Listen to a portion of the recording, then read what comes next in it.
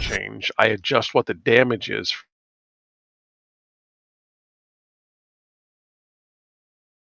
Right, sorry, sorting that out in the background. Right, where were we? Arbor. So Daniel Larkin wants to attack Roger Holmes. So without the map, all you have to do is, I don't know how to do it as a player, it has to be said, but as a GM, you tick the target thing, then you just drag the target, drop it onto Roger, and then obviously I can just shoot him. Simple as that. Range modifiers and stuff you'll have to do manually, but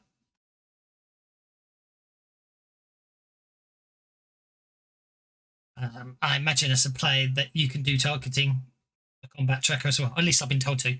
Likewise, actually, what you can also do is you can literally just drop the dice, just like you do on the just drop the dice on the combat tracker.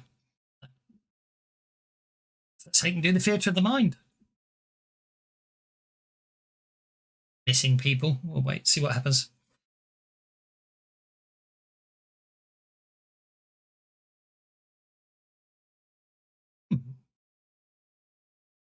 Camera's not working.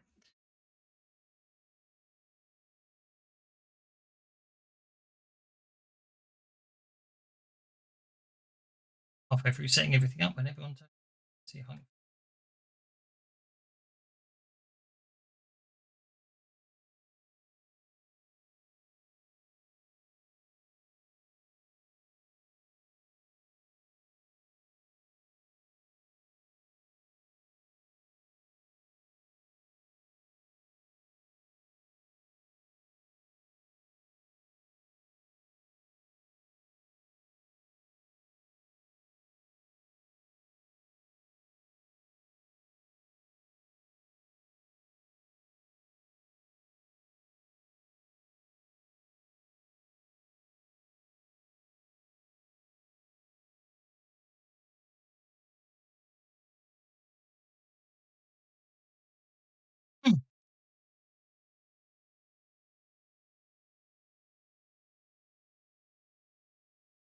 I'm just sorting out that's everything's not working. Haha! I'm there.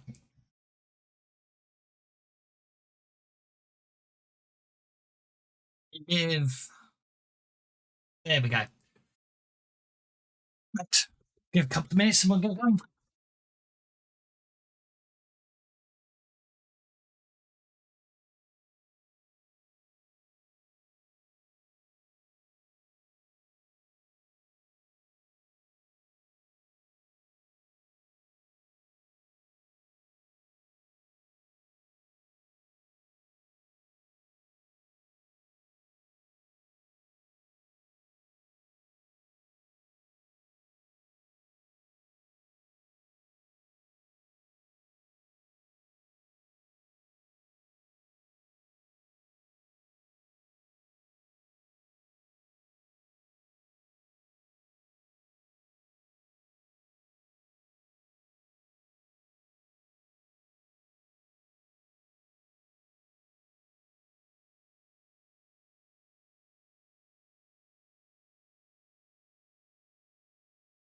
Yeah, and some attacks are slow or require a user to telegraph the delivery, like flamethrowers or a All dragon's breath weapons can be evaded, for Yeah. example. Right. Such attacks will state Or that they may be evaded. stampedes of oak or whatever those damn things were. Yeah. So it basically says that that attack can be evaded. If an attack doesn't say it can be evaded, it can't. Right. Yeah. And so it is not something that he can just apply as an action like the defend. And Right. this has It's a got uncanny reaction. reflexes, of course, but that means you can evade stuff that can't normally be evaded. But that's an edge. That's an a beef edge, edge. right? That's an edge. It's still a that's reaction something. to an attack. It's still a reaction to an attack. Right. It's just an edge that gives him the option to react. Now he may be saying that he wants to dodge. No, I know that. I think what it was that he was just confused with the concept of like it's not dodge, it's called defend in Fantasy Ground or in Savage Worlds. And it was I explained to him, I'm like, when I looked it up, raw, like rules is written, looks to me like you can only defend. You don't get to multi-action defend. It's a straight up like you can move and you can defend. Period. You don't get to like. This increases her parry by +4 and takes her entire turn. Then it's a full round action. Yeah. Multi actions. Yeah, so you don't get to like multi-action and attack and then defend. I was like, you can't do that. If you're gonna do that, it's like ducking and cover and you're done, right? So it's pretty clear in the description. You can't do anything but defend here. Yeah, no, I know. It just And when the player says do it, all you do is you go to effects on their character sheet, type DEF and press tab, and that activates the defend effect automatically. Right. Well, no, and I've got them so they can put it on themselves. They exactly. can do it themselves, right? I think they can do it themselves because they can drag and drop effects. Right. The argument came from when he was trying to put the evade action on there, and I'm like, yeah, no, that's not. You're not doing that, right? So anyway. Who are we missing? We're missing Jinx and Deckard. No, Deckard's here. Deckard's the one that's been bothering you. Deckard's just been talking. Yeah, I know. I'm being sarky. Yeah, no, I know. He's being sarcastic. Sarcastic. Right, I seem to recall that last time you got a message. I thought we got a new spaceship and laser turrets. No. You must have been watching a certain very famous space opera that's now owned by Disney. He's starting early. He is. Yeah. So the Orville. Actually, that's on Disney. The best Disney is on Orville. Sorry, Orville is on Disney Plus in the UK. It's really weird. Yep. It's is it? It's not on HBO? There's no HBO streaming service in the UK, so it's on Disney Plus.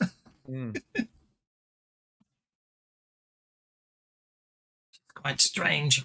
Anyway, I am lost. So let's get going. We've chatted for too long. Not that that's a bad thing. Gave me a chance to answer a question. So, are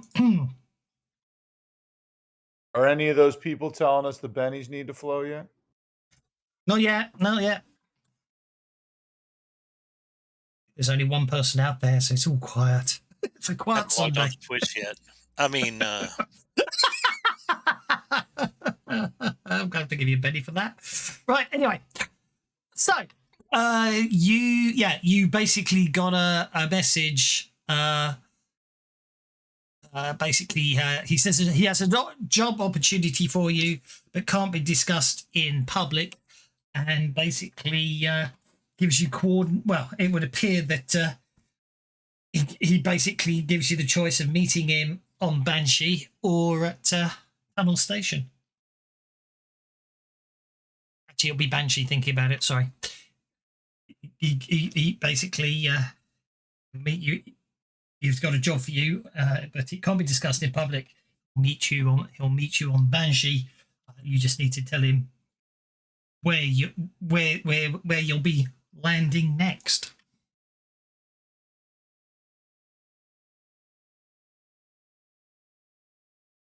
When will we down to next? When? Well, won't be just landing at the main port then? Well, that's Well, up to you, isn't it? there's several of those. And with this ship, we don't have to land at a port. So let's see. Where on Banshee do we want to go? Where's my... If you go into... I put it in well build, didn't I? You should have a map of Banshee. Where's the map of Banshee? I've lost it. Oh, I've got it. I've just got to find it. So easy. Too easy to lose files here. Just type map, that usually works. There we go. I just want to see where you're going. Well, we've conducted most of our business in like New Hope and Temptation. So let's go to Domburg, I think. Let's go to Domburg and meet up with this guy.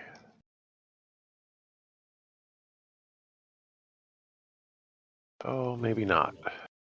Proving only a battle-scarred ghost town. Well, yeah, you can meet there if you want. He may not want to because if it's pretty much abandoned, he's got. Actually, I like the idea of that one. Let's say, actually, yeah, that's where he says he'll beat you, Domburg. Of course. Okay. It's basically it's a ghost town where obviously certain it should be very it should be no one should be around to hear the conversation is obviously the logic he think he must be using.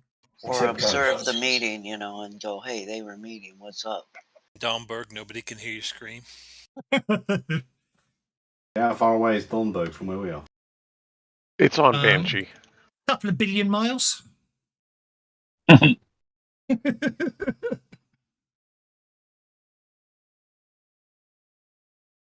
Given that you're currently in deep space.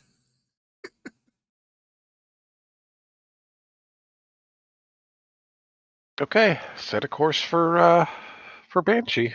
In fact, So basically, if we go to the star map, you're probably actually officially you're actually off the map because it only shows this side of it, and obviously, Widowmaker is sort of directly opposite thingy station. So basically, from your perspective, we'll say you're about there when the call comes in. Well, plus it depends upon where in the orbit Banshee and everything else is. We may be a lot closer to Banshee than Tunnel Station. So indeed, exactly. And also, of course, this is assuming straight line flights, which of course you wouldn't necessarily do in space because of orbit lines and all that. But anyway, yeah. So you're flying back to Banshee, so we'll put you on Banshee. So let's have a look. See, I should have some notes about Domburg and all the interesting things that I can do to play. Sorry, players can investigate while there. More. I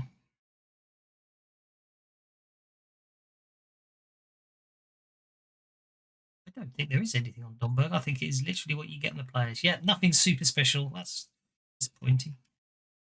Or is it Great Waste, Toxic Jungle, Tornado Alley 2? Yeah. I'm interested to see what they add in with the new book. But anyway, so you land at Domburg, which for those that don't necessarily know, it was once a small mining settlement. It was seized by the Reapers over a decade ago and used as the group's base of operations in the Crescent. A combined force of colonial rangers and armed colonists eventually routed the insurgents, leaving only a battle-starred ghost town behind. The town currently remains unoccupied, though it's probably only a matter of time before settlers are drawn back to the area by rumours of still viable ghost rock strikes in the surrounding foothills. So as you fly over the top and fly close over, you can just see the battle-scarred ruins of the ghost town belief. Nestled in one of the larger ruined hangars, you make out a land vehicle appears to be parked. Your senses indicate the engine is cooling down as if it is recently being used to arrive here. In addition, you can pick up you pick up that there's human life in the vicinity of that vehicle.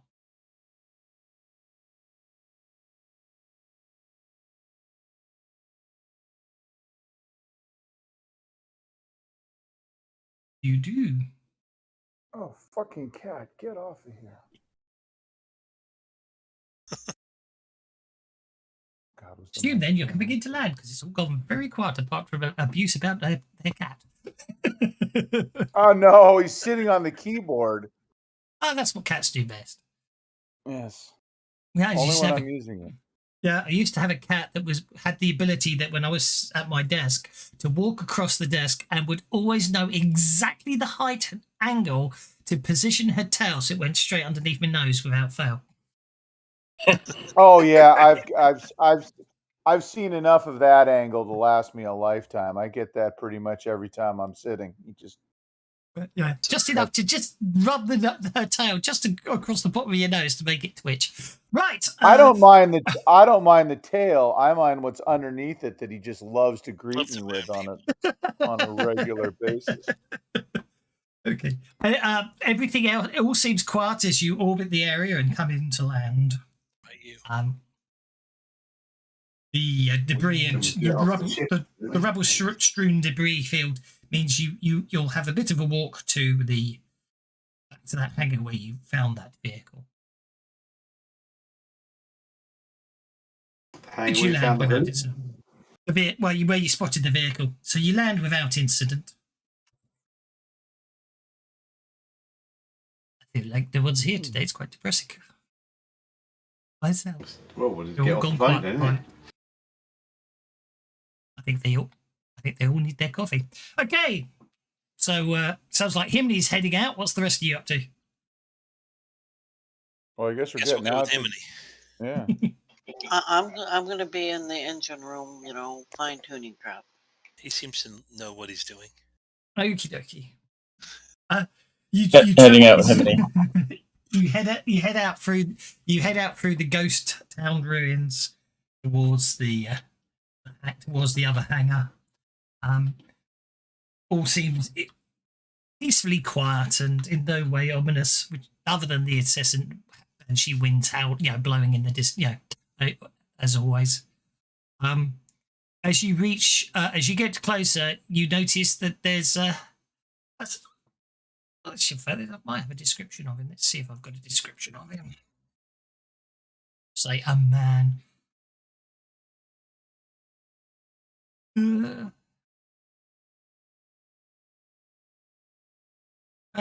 Absolutely not. No, I have no real description of him. I wonder if I've got an image of him.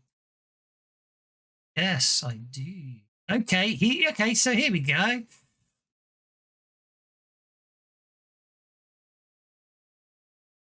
Oh, he's bald. Let's kill him. Oh, kill him. He's got hair on the top of his head. It looks like Jeff Bridges in Iron Man. That's hair. He's not bald. No, not in Iron Man. He didn't. No, his beard's not good enough. Iron Man's got a really good beard in Iron Man, hasn't he? Yeah, I guess he did, didn't he? So as you get a bit closer, he calls out, "Identify yourselves." Out here. I think there's more of us than of you. Identify yourself. I just want to be sure that I'm talking to the crew of the Reckless. We're the crew of the Reckless. That's the Reckless. We've come to meet you, I think. You're the individuals who destroyed Nemesis. Sort of, yeah. Was that the asteroid? It was, yes. Guys. Yeah, right. He says the name's Nikolai.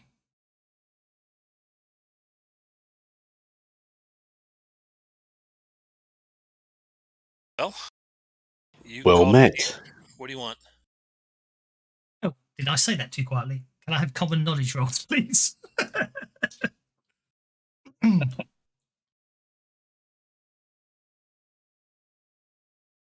Wonderful. No, he seems no problem there. Nikolai seems quite a friendly person then. Deckard and Linda. Okay. Nikolai. There's something about the look of him that was bothering you, and once he mentions his name, you realise you know who he is. He is Nikolai, leader of the Reapers. The who's? You blitzed. The Reapers. Just trying to find out where they are myself now.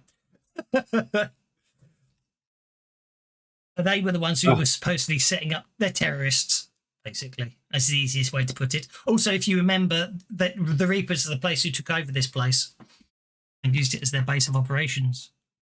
They could be freedom fighters then. Depends on your point of view, I suppose. Yeah, I was just trying to remind myself about them, actually. Who's who? The Reapers. Here we are. There's a whole. During General Warfield's attempt to seize control of the faraway system, yeah.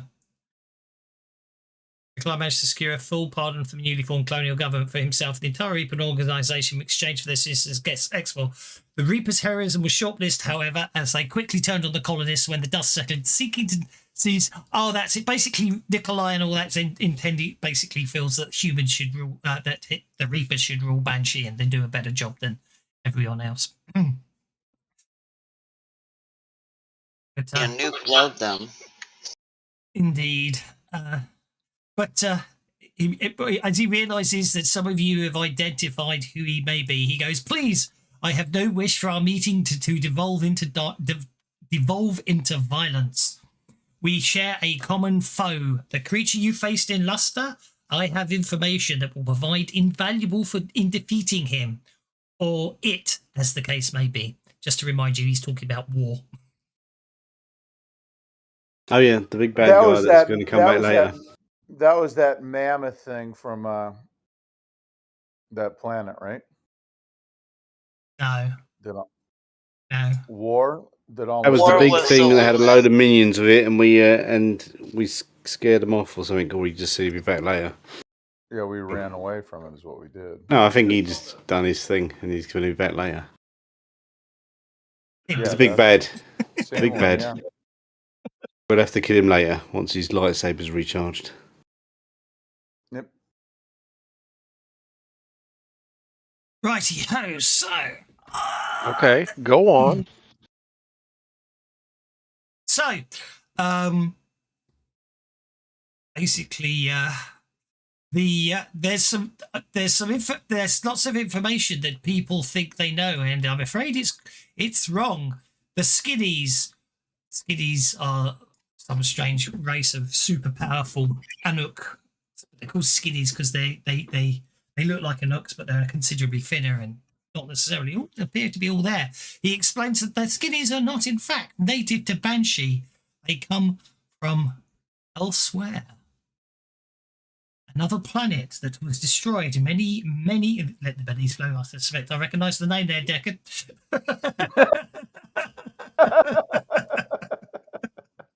I shall be nice and do it anyway, but I'll give you one for initiative. Many centuries ago, the faraway system had another planet. Funny enough, where the belt is today. No one knows exactly what happened, but the planet was destroyed. However, what people call the Skinnies did not necessarily all die off. They hate Banshee and all life upon it with great hatred. But apparently one of them, a powerful extra-dimensional being, calling itself Rach, used energy to draw Nemesis towards Banshee. The Skinny planned for the initial strike to cause terrible casualties on Anouks and humans alike. With both groups weakened, the army he built with the creatures nesting inside the asteroid would have swept across the planet. However, of course, you, by nuking Nemesis, obviously paid quite a lot of problem to that. Nikolai also goes on to explain that the Reaper attacks on Temptation prior to the Nemesis shower were not by his choice. Ruck stole control of his mind by using an alien parasite called a brain crawler, which you did find. You had found Anouks with those. Do you remember you found those parasites in the base of people's necks? think the doc found them. Do you remember? Yes, the Khan creatures. Yes. Exactly. Shortly before the asteroid was detected, Roch then forced him to assault in the hopes of preventing any effective response to the asteroid. If you remember, that's why you got sent out to Nemesis, because the Reapers had performed a surprise attack and destroyed and damaged all available ships in the port except for Independence, which is why you ended up being asked to go out to Nemesis. But since then, he and the Reapers have been pawns under Rock's control. Nikolai stresses the Reapers would never willingly participated in the Skinny's plan. Even if you believe we're all as evil as the Ranger propaganda insists, what would we gain from an extinction-level event? There would be no one left to rule, which the colonists so insist is our ultimate goal, correct? He then turns his head to expose a bandaged area on the back of his neck. This corresponds with the similar wounds you examined on the other victims of brain callers.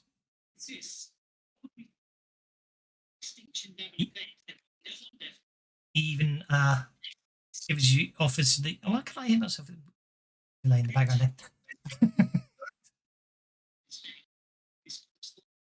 Jig's snuck in. That's what it is. Yes, I did. Also, did you realize that your stream name on YouTube is wrong? Pardon? Oh, it keeps doing that. It's winding me up. I hate to admit it, but I hate to admit it. It's very annoying. Elspeth, I think I hear you talking, but you're coming in as a very, very low whisper. Same thing here. I'm not talking. Oh, much better. Now we can hear you.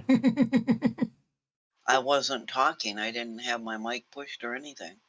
Well, your brain parasite was connected to Discord then. Yeah. What the hell? I don't know what's going on today. I really It's don't that know what's latest going on today. Microsoft upgrade. I swear, every time something updates, it's like, okay, now what broke? Because I have used push to talk and I haven't been using it. Yeah, basically, Restream is giving me no end of gripe today, it would appear. It's not working properly. I mean, it's fine for the Restream, but it's not doing the updates like it's meant to be. Didn't pick up me talking to the cat. Right. To stream a lot, it's much easier.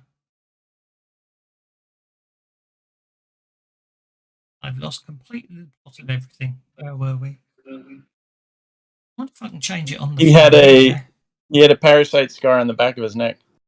Indeed. Nikolai had a parasite scar on the back of his neck. That's okay. I am just trying to sort out why everything is not working. How do you delete something from a hotkey slot? Right mouse button. Right, click on it, and a little skull is there on the options. Yeah, the clear slot. That's the one. Okay, it just doesn't clear. That's the problem. Oh well. No worries. Right, that's fixed the title. I wonder if it's wrong on Twitch. No.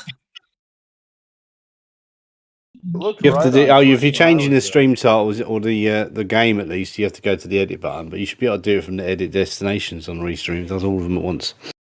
Yeah, no, it hasn't. No, it didn't work. It's not changed them. That's what I'm saying.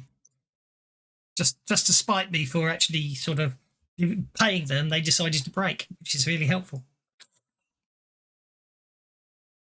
But anyway, should be fine now. Okay, where were we? Yeah. We were getting the skinny on this guy's point of view, essentially. I was freed from my mental slavery by another skinny. Although they are inimicable to humanity, they are not a united front. My rescuer feels rough more than he does either the colonists or the natives. He merely saw my emancipation as a way to weaken a more powerful foe. Friend of my friend is my enemy. Yeah, okay. Enemy, my cat is my dog.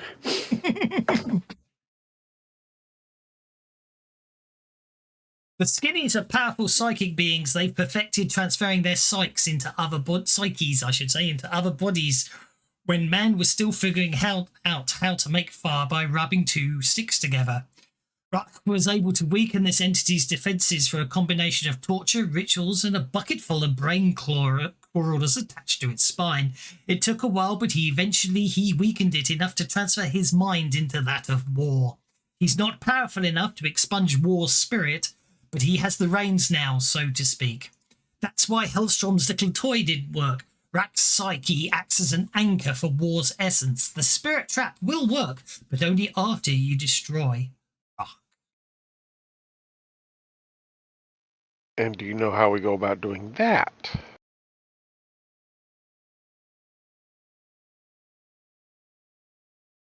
Yes, indeed.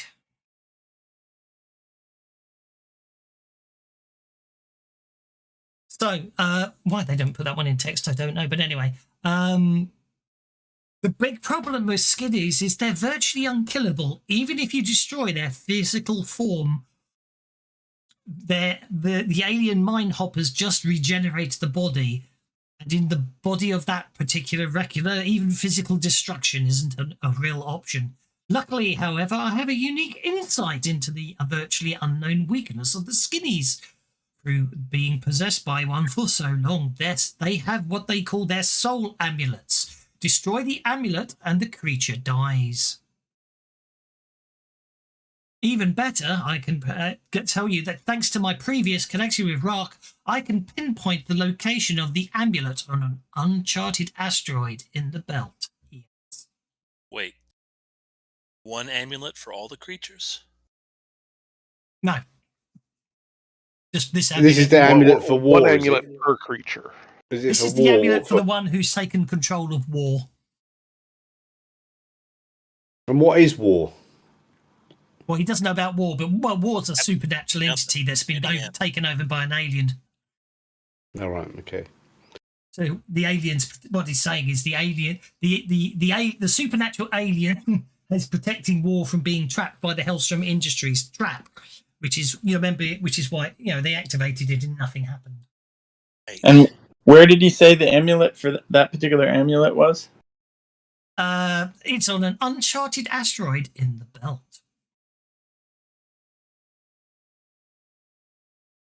Sadly, the mistrust the colonial government has fostered against me makes it impossible for me to deal directly with them in this matter. You lot, however, have built considerable goodwill, both with the authorities and Hellstrom Industries. Where the Reapers would be doomed to failure, you may succeed. I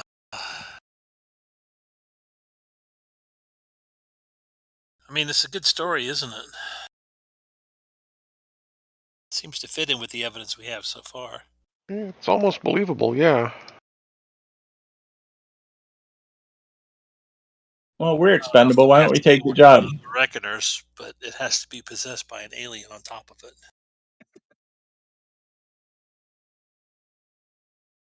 That's really a hat on a hat there, Nikolai. What would I have to gain by making up such a ridiculous story? I don't know. We all have everything to lose. There's nowhere. This is the last bastion of humanity in an unforgiving universe. If we die here, we all die together. Just trying to entertain. On why you may be betraying us does not mean that it doesn't exist. Well, if he betrays us, we'll kill him. But we can let's go and find this amulet, shall we?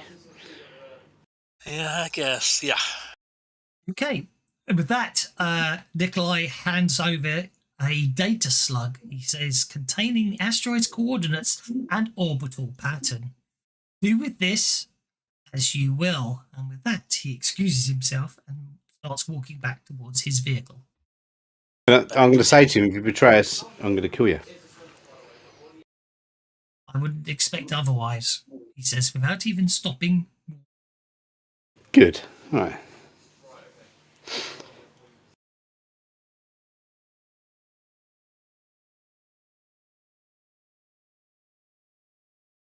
You do.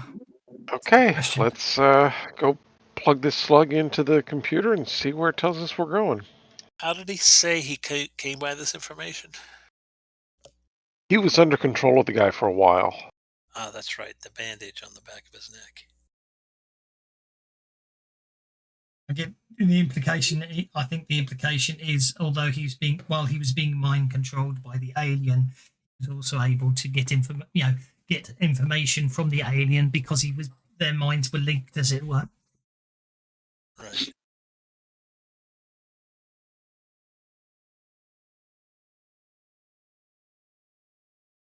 Yeah, back to the ship. Back to the ship it is then. So you've got the information. What are you going to do with it?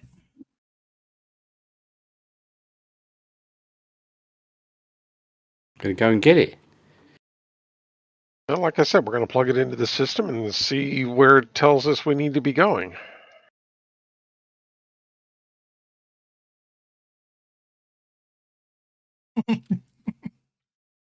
Okay. Right. Let's work that one out.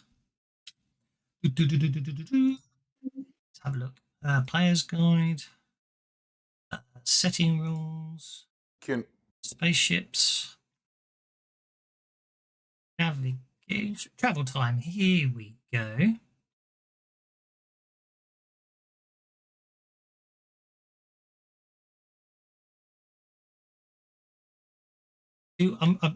Oh dear. Don't worry about the explosion. That's never good when we see the. Okay, so it's don't worry. It's I've got desktop dice set to explode, and I don't want that to explode. Apparently, in the next update, along with the flashy dice, the die tray comes back, so I can move my dice over to the other side of the board because I've moved everything around. It's really annoying. I keep trying to drop dice into the combat tracker because I've moved the combat tracker and the chat window over. And I've got to get used to it. Once I get used to it, I'll be fine. But for now, okay. You know what else is that they stay on top? That was driving me nuts yesterday. Like I noticed that. Everything else gets buried with, like you can put a window over it, for instance, right? And I've just noticed. The dice float. I've not noticed that before. Yeah. Not good. That's new. Well, hopefully, once the die, supposedly, Lone Wolf was saying the die tray comes back. Although I did find a bug in the new dice. I just want to be able to. It's worth it for me to have custom dice that are custom stealth dice for $5. Yeah, so you can have any color you like, but any color you like with the same text. Yes, I'm going to get the metallic ones. So I have to be honest. I'll get the metallic ones. I like the look at the metallic ones. Yeah, I mean I think that's the one that lets you set the colors like that, right? I don't care about the auras and all effects. that. No. Yeah, but I did find a bug in the metallic dice, so that may be why they haven't released them yet. Oh, so you're the reason we're slowing things down. Perfect. I did find a bug, and there we go. Anyway, so it is. I'm afraid it is, unfortunately, due to the orbits and everything else right now. This asteroid is the furthest away it can be from Banshee right now. 17 days travel.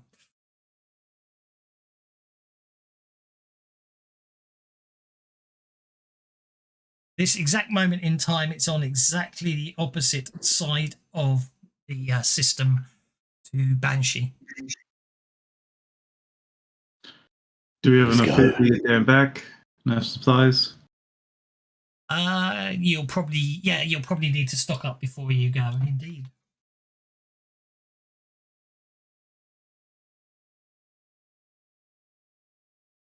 Then that's we can what we get a should job do. that's in that direction as well at the same time, shall we?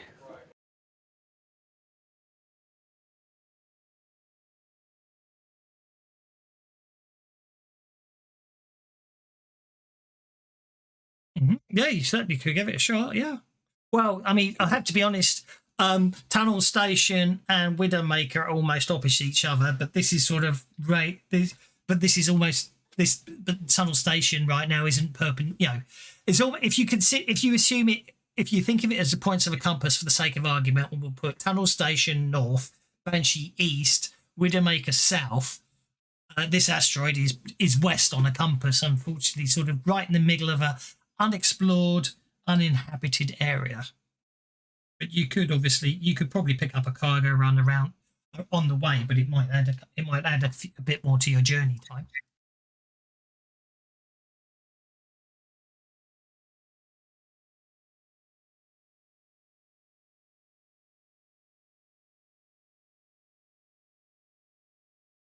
plan. Well, let's go make sure we've got all the supplies we need, and let's head out. What the hell? I don't think I'm going to fight too much with trying to get a job. I mean, we'll check and see if something is in that direction that's not too far out of the way, but otherwise, I'm not that interested in necessarily picking up something.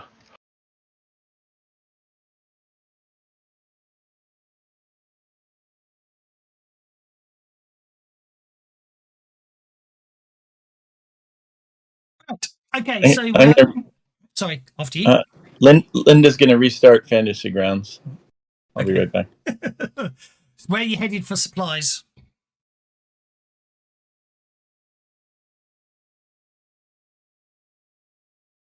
Probably back over to Independence, I guess.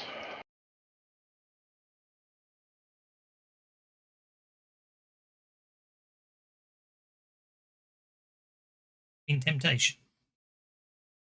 Or yeah, Temptation. Sorry. That's fine. I got very confused. I was thinking, hang on, 30,000 residents, the walled city of Temptation is the largest. Yeah, so I will say it will cost about buying fuel and supplies and everything for the trip out there. We'll say for the sake of argument, well, there's 1, 2, 3, 4, 5, 6, 7 of you. So if you say 200 credits each, that'll between all 7 of you, that will pay for fuel and supplies.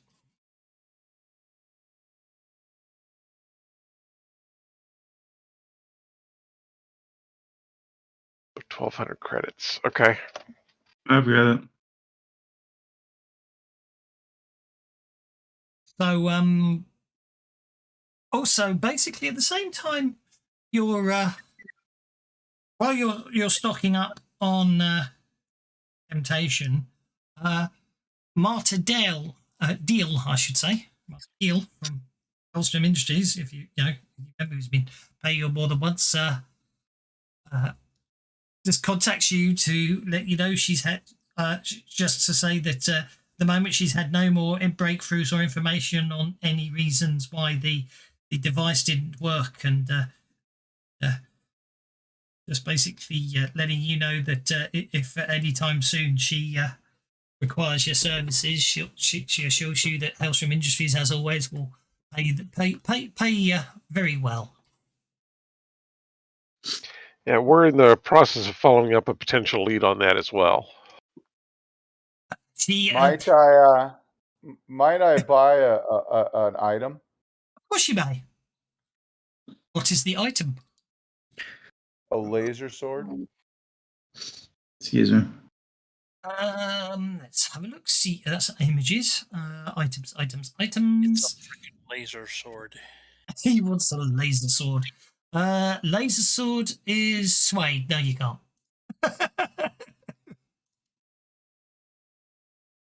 I gotta do the Deadlands. Sorry. Yeah, you can buy a laser cutter, but that's not a laser sword. I'm thinking that doesn't sound very Deadlands, a laser sword. That sounds a bit sci-fi to me. Yeah, well, I mean, we're sci-fi in and out, but yeah. I know. That was the sarcasm of the joke.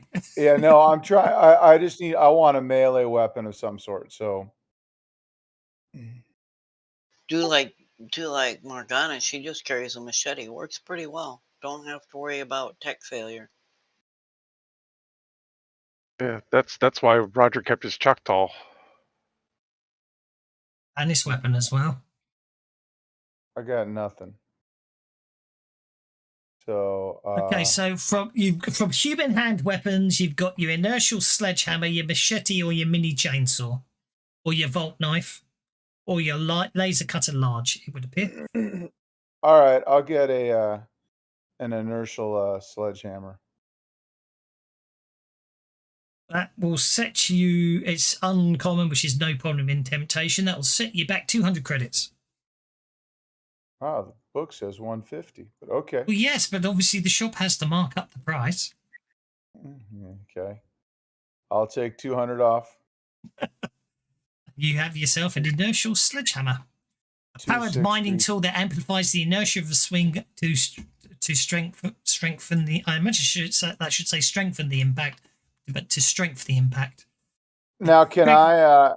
Am I able to buy some extra batteries? Yes, certainly. You need medium batteries for that, don't you? Yes. You could buy 2 medium batteries for 120, or a single battery at 75 each. All right. How about 4 for 240? 4 for 2. Hang on, 60, 240. On 4, he'll give you a deal of 210. 210. Okay. 26112. All Does right. anyone else wish to go shopping? And Linda buy a dagger or knife or short blade of some sort? You most certainly probably can. Yeah. How much? How would I grab that, or how would I just add it? Like short blade. Do I drag it and drop it, or do I just create it from? Just type it in. I mean, basically a volt rifle is probably what you're after, really. A nice strength plus D4 damage. Yours for 200 credits, and Okay. just powered off. Just powered off small batteries. Oh, thank you. Let me add that to weapons. Perfect. Get one in. Popped right in. Sorry, what was that? Can I buy one of those? And a nuke weapon, or have they got any of those floating around? How much is it? A nuke weapons? Well, you can probably there are probably a nuke traders around here. Yes. What skill do you use to fire a rocket launcher? Sorry, shooting. Okay. Is there rocket launchers onto the weapon list? Well, there is, but it's 51. The weight is 51 on it, so yeah. You'd need to be walking around with a wheelbarrow. Might buy a The stunner. heck? I don't get it. So what Anouk weapon are you after, Minnie? Shakira. Is that a ranged weapon? It is. It is? The hips, okay. The hips don't lie. 8 foot long spear used two-handed when on foot or as a lance when mounted. Okay. Basically 100 creds. Okay. If you can if 100 creds because he's an Anouk trying to buy an Anouk weapon, he can get one. Humans trying to buy Anouk weapons, it'll be a little trickier. He knows where to go. How about a stunner?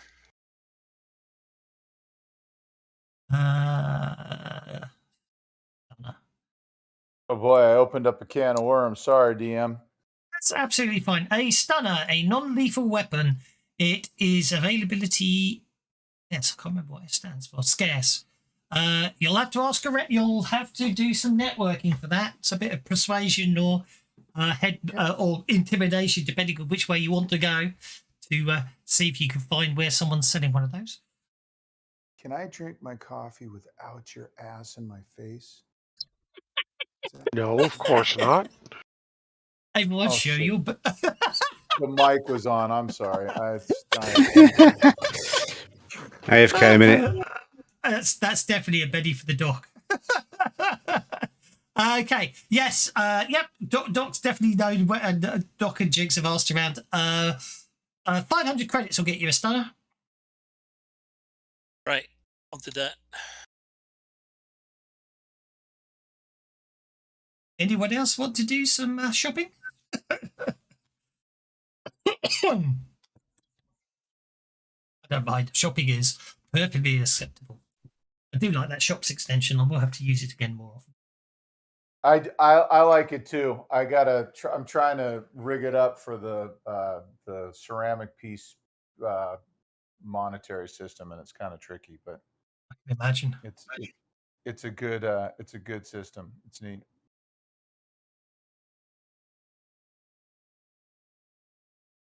Yeah.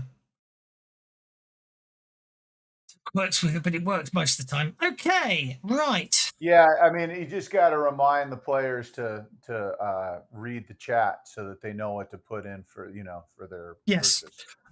Okay, so within seconds of you sending that reply, Roger, saying that you were investigating a lead, Marta's basically putting through a direct call to you, in real time, as it were.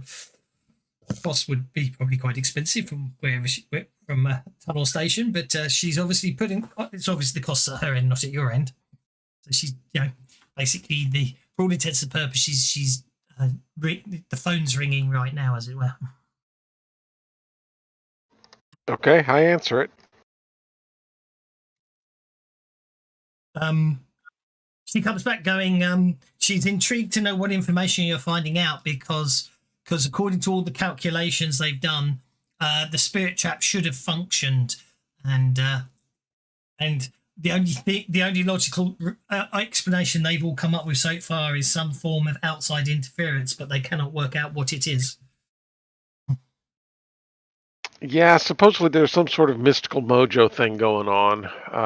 And that's why I didn't contact you about it earlier, because I mean it is mystical mojo stuff, and yeah, basically it boils down to there is an asteroid that's supposed to have something on it that's supposed to have some sort of connection to. It's really kind of out there. I don't know if it's an asteroid that the Unity maybe crashed into as it was coming through, or something along those lines. So we're just going to fly out there and see what's going on. We may be out of communication for just a little bit, but it shouldn't be too bad. As you say this, sort of you see her interest being more and more piqued, and she's and obviously she realizes, for want of a better phrase, that she may have blown her poker face slightly there, and desperately tries to dial it back a bit, and then sort of trying to look a little more calm and composed and all that. But she does, she says. She then starts nodding and trying to look like she's trying to play more hardball, but unfortunately you've probably seen the crack in her armor, as it were. She says she's not ready to sink more of HI's resources into adventure, especially since a trip into the belt runs the risk of messy entanglements with EXFOR, which obviously you being independent is less of a political issue. She can't risk throwing more of her employer's assets chasing a wild goose chase, especially with the recent snafu, as she calls it, still fresh in her boss's memory. However, she does state she is willing to cover fuel and expenses to the flight, along with a 5,000 credit bonus if you manage to bring back the amulet and deliver it to her.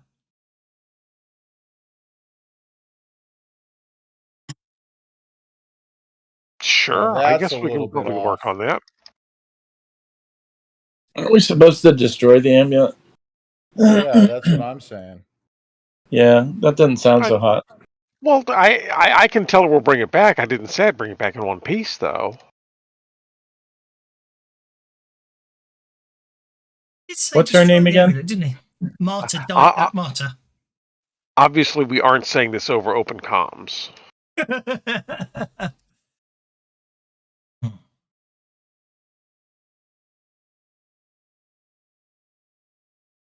Gonna check that myself now. And that actually, I don't think you even. The creature dies. Okay. You didn't even mention the amulet to her. Oh, that's my mistake. Yeah, that's my mistake. That's a GM mistake. One of you guys is bugged.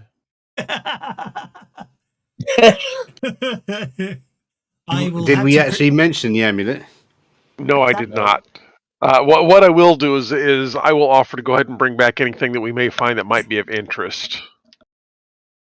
She won't offer the expenses if you didn't mention the amulet. I apologise. I'll have to break on that. That was my mistake, not yours.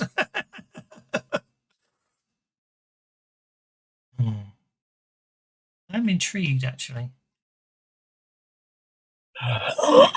Why don't you mention some amulet and see if we get paid? No, it's fine. I'm just kidding. No, it's not that. I'm intrigued by the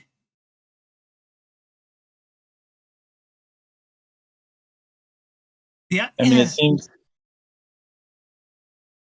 I'm just trying to work this one out. I'm just trying to work this one out myself. So you're told to destroy the amulet, and then someone offers you money to deliver the amulet to them. I mean, I can't see the logic of that one. Well, the poker face seems to imply that Hellstrom Industries knows about the amulet. That's the problem. Like, why would they know about the amulet from an alien culture? They don't. You see, you're reading too much into it. You're reading too much into well, it. What I'm reading into it is we're going to destroy it. We're not interested in selling it to anyone. Right. Yeah, but what gets really interesting is I think the whole plot point works on the fact that you hand the amulet over. But maybe she doesn't reach us until we're on the asteroid, the uncharted asteroid. I don't know. Spoiler. Is it maybe the timing of the communication is different? Well, no, it's not that. It's just a bit strange because the whole adventure assumes you're going to tell her about it and give her the amulet because she pays you and thanks you for it.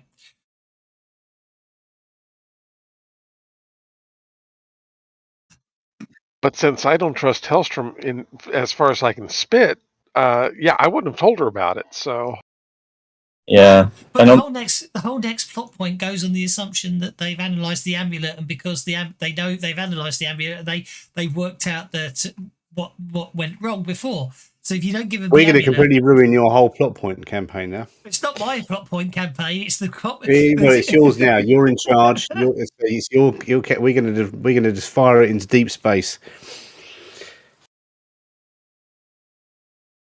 I'm sure I can work it out, but it is very interesting the way it's written there. It's like you're told to destroy the amulet, and then then an NPC is supposed to. Well, half of us can go deal with Marta. Half of us can go deal with. People do that quite a lot. I've noticed. With the other guy.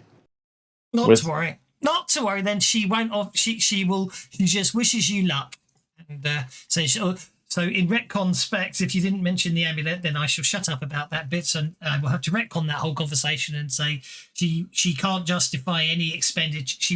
You won't get any poker face stuff because obviously, you didn't explain why it all went wrong. She'll just do the whole line about her. She wishes you luck and hopes any information you find does prove useful. However, she cannot fund a crazy chase out into the belt.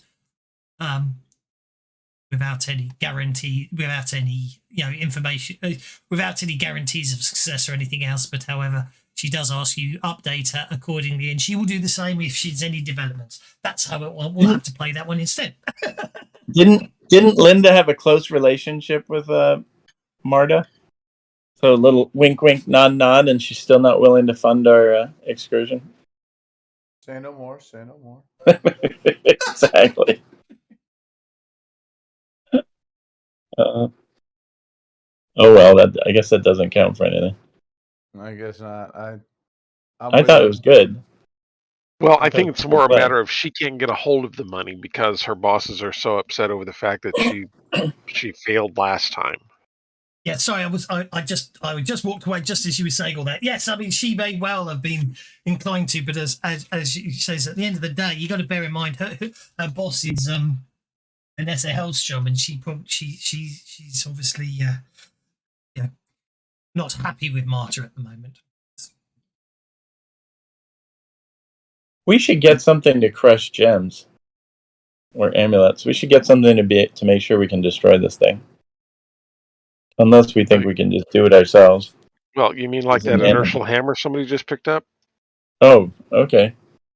You know what? I've just had another thought. This whole adventure is written on the fact that you're going to deliver the amulet to Hellstrom Industries. So they probably don't tell us any way on how to actually destroy it. We'll find out.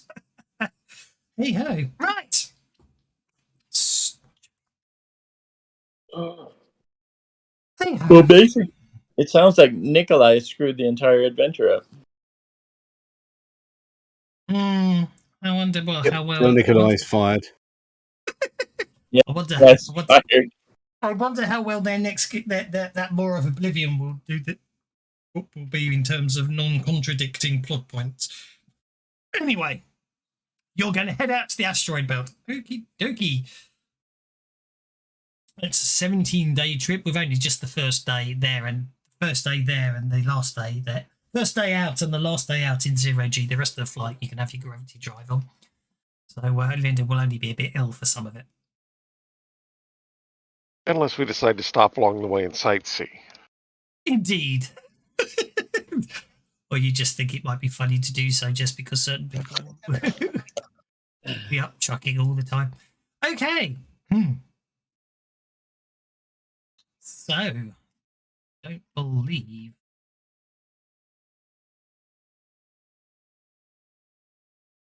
Okay. Yep. So basically, it's a uneventful trip. You plot the route and you head out into the belt. And after 12 days of non-activity, you basically have to sort of slow down because now you're getting closer to the belt. There's some bigger rocks out there which do cause some interesting gravitational anomalies on the ship. So although the gravity drive stays on, it does unfortunately slow down your trip slightly as you continue onwards. See, I thought I downloaded 5 seasons of Buffy. Apparently, I downloaded the same season 5 times. Oh my gosh. Linda shares Serenity with him, so he has something to watch. Linda's on a disciplined exercise regimen to maintain some strength during the long trip, and also to maintain her sanity. Sounds sensible. Yeah, well, Morgana hangs out in the engine room. Tinkering.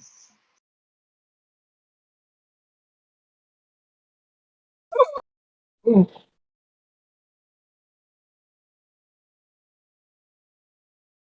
I guess we watch our Josh Whedon collection several times, and then what happens?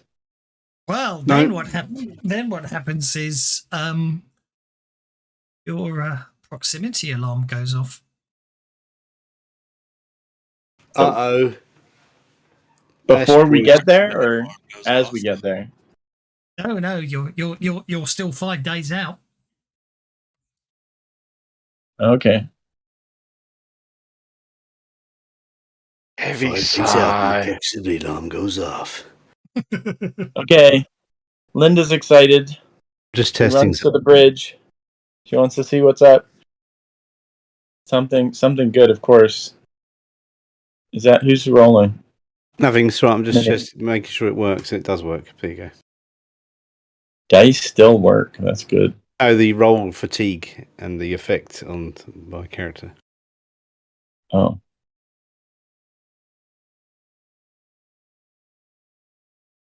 So yeah, we're all going to go and check the beeping signals. What's up, Deckard?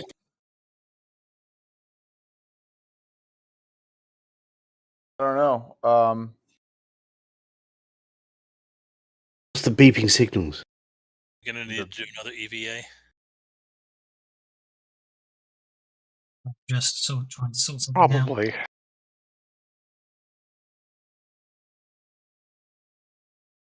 That's what I was after. Okay, it appears that up not far ahead, there appears to be something out there. Well, Easy yeah, to that's why understand the it. proximity alarm would be going off. Yeah. Whatever it Can we is, see it? Is it coming up on sensors? Not yet. It was more picked up as a sort of gravity distortion. It's registers at about 900 feet in length. Stealth ship.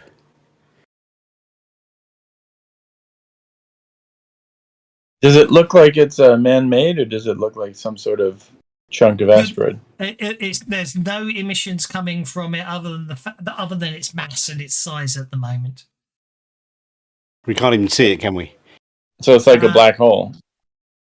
Well, it's not so much that it's a black hole at the moment. It's obviously because it's whatever it is doesn't appear to have a highly reflective surface. No, it's a stealth ship. We're playing The Expanse at the moment. I'm going to use my Anouk survival skills to see if I feel like I'm being hunted.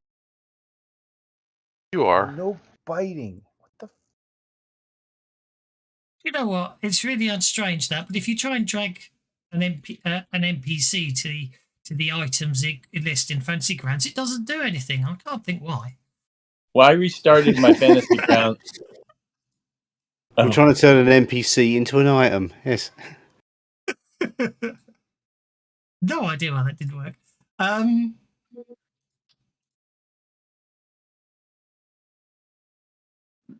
Has anyone got danger sense? I can't remember. Let's see. I haven't. I don't think I do. I don't think Linda does.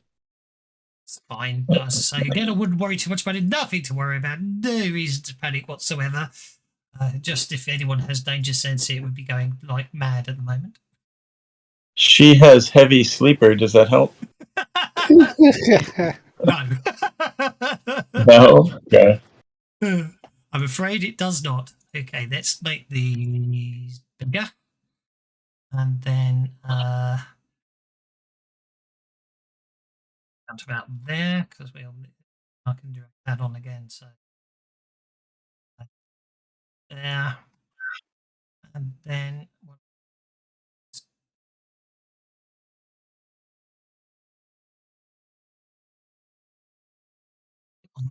hold. That's the easiest way to do that, because your cards don't work if I do it the other way around.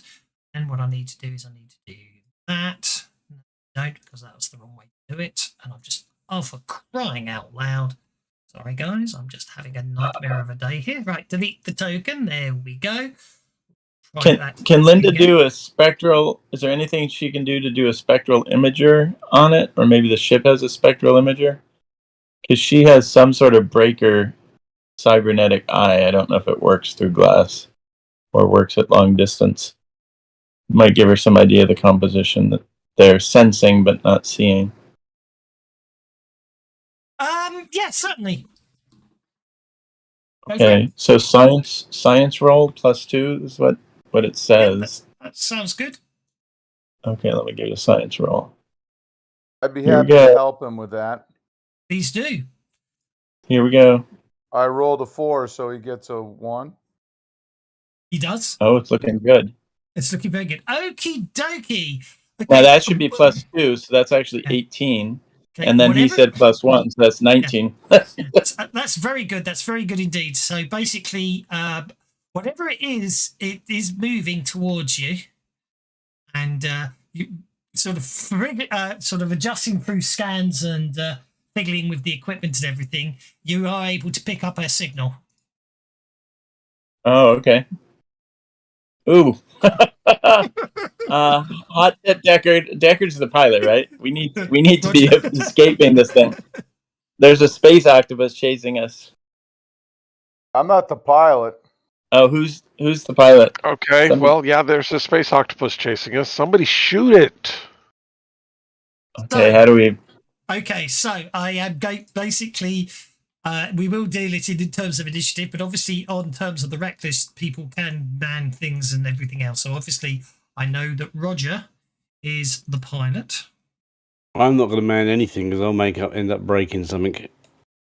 So I'll keep an eye out for anything coming aboard. What did that? Oh, probably because I need. What's going on? How many guns do we there have? You have dual-linked medium autocannons on a turret. And so but we can't fire those from. We can fire those. Do we have to go to the cannon to fire them, or is there? Oh, I think we have to. I think there's probably. Well, someone needs to man the gunnery console. Whether it's actually you have to go and sit in them like the old ball turret in on a flying fortress, or Star Wars, or whether you just have to sit at a console. I'm not entirely sure. It really depends how you want to do it. But yes, someone might want to man the guns. Linda's happy to do it if nobody else is doing it, but she's also fine if somebody else knows how to do it. It's all down to who wants to use their shooting skill. Ah, it's about the shooting skill. Yeah. Let's see. I don't think Linda's very good at shooting. I think I might be good at it. Yeah, she's not very good at shooting. I'm rubbish at shooting, and I've also got the technical thing. If I critically fail, I break the gun. So you don't want me touching it. I'm down in the engine room, so I figure you guys can handle it. But I think at this point we're letting the engine room know to give it all the juice we got. Well, I'm going to say that. So who's banning the guns? That's all I need to know. I'll do it. The doc will do it. The doc is banning the guns. Okie dokie. Doc is in. Yeah. Interesting day with. There we are. Okay. So, Deckard, you're up first. What are you going to do as a passenger, as it were? I'm going to be looking at the computers and trying to sort of hack through, see if there's any way I can mess with this octopus's business. Okie dokie. Oh, well, do we know that it's is it a ship or is it a creature? I think the Linda thinks it's a creature. I think the honest answer is you got it. Yeah, seems to be biological. Sure, okay, then I'm going to roll science to see how I can find a way to best defeat this thing. Find its weak spots. Go for it.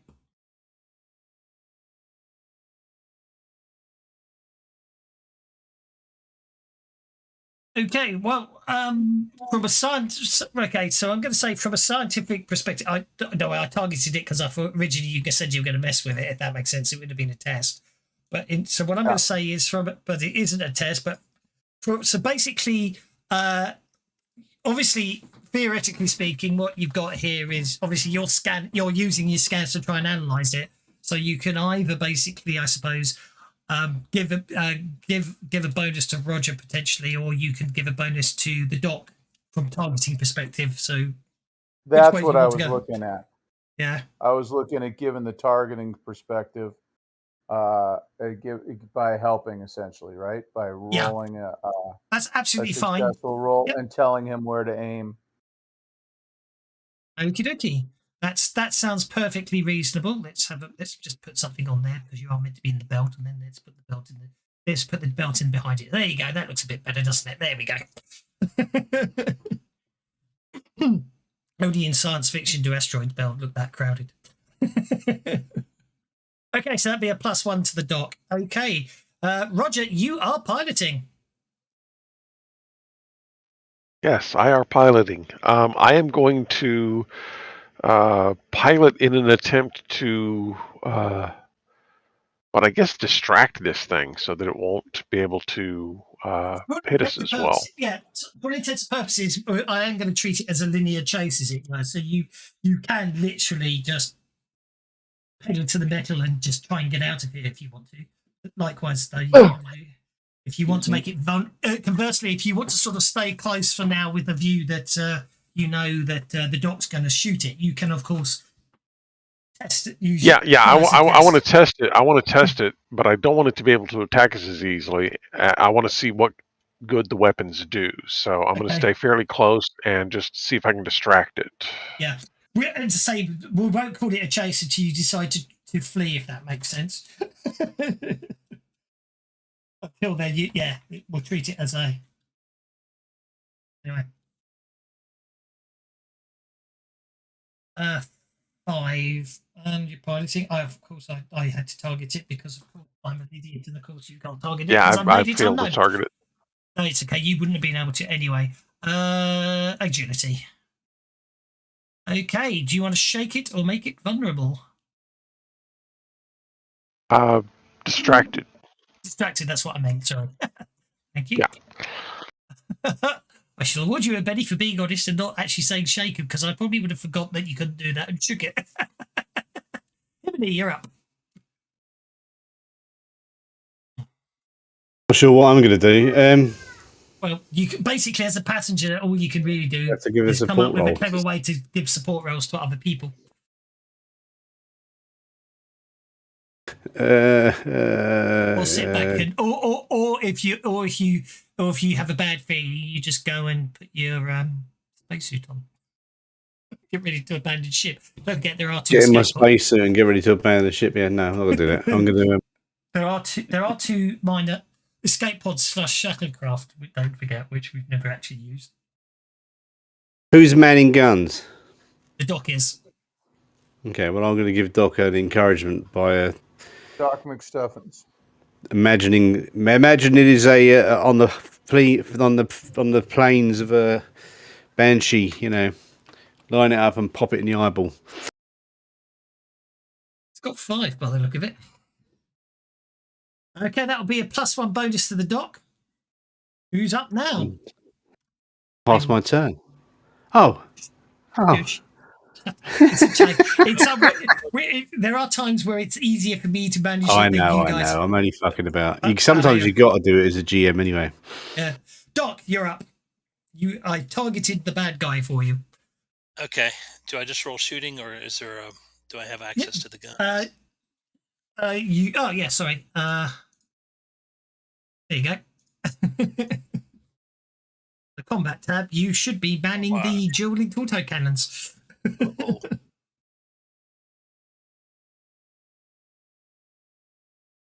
Got an error. That's okay. Yep. I'm hoping you could just double-click it straight off the vehicle. Target. It's already targeted. Yep, go for it. Okay, so you open fire with the dual-linked medium autocannons, and the whole ship shakes. And obviously, in space there's no sound, but on board the ship you do still hear the effects of the guns rapid firing off as those projectiles fire out at high velocity. You hit with a raise. Roll for damage. How am I encumbered? I don't know. And why would that affect my gunnery skill? Anyway. Well, fighting's a physical skill, so it'll offset with the fact that it's technically rate of fire 3. Okay, so you fire and you know you've got a good shot, and then you just watch as basically it doesn't seem to do anything. Does it like bounce off? Does it pass through? What's bounces going on? off? Oh, it definitely bounces off, or doesn't hit it. Yeah, this thing seems to have a very tough time. Benny for a reroll. Yeah, let's try that once. Just see. Well, plus it's rate of fire 3, so you should have been rolling the hit 3 times. I am aware of that, but I was going on the assumption he was trying out a single test shot, if that makes sense. Okay. I was going to be nice and point it out, but obviously I will say if you do want to get your other 2 shots in, you can. It's just obviously single shot uses considerably less ammo than auto fire does. That was not the best damage roll ever, in case you want to bend it. Already bended it once. Oh, okay. Let's see.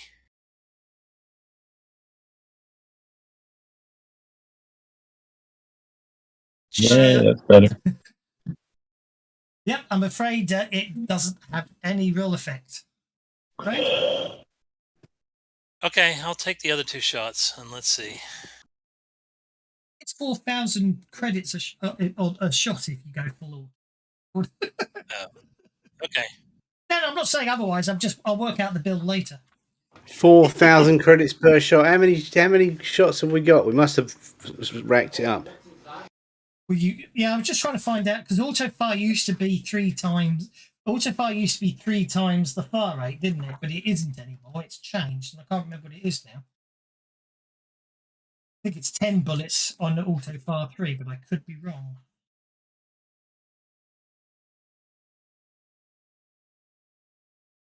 I think that, just pointing out that every time you fire, it's going to cost shots. Full reload costs 400, so that's okay. What's its ammo capacity? I'm being stupid. It's got 100 shots. It's okay. It's 4 credits a shot. That's fine. Go on, take your other 2 shots.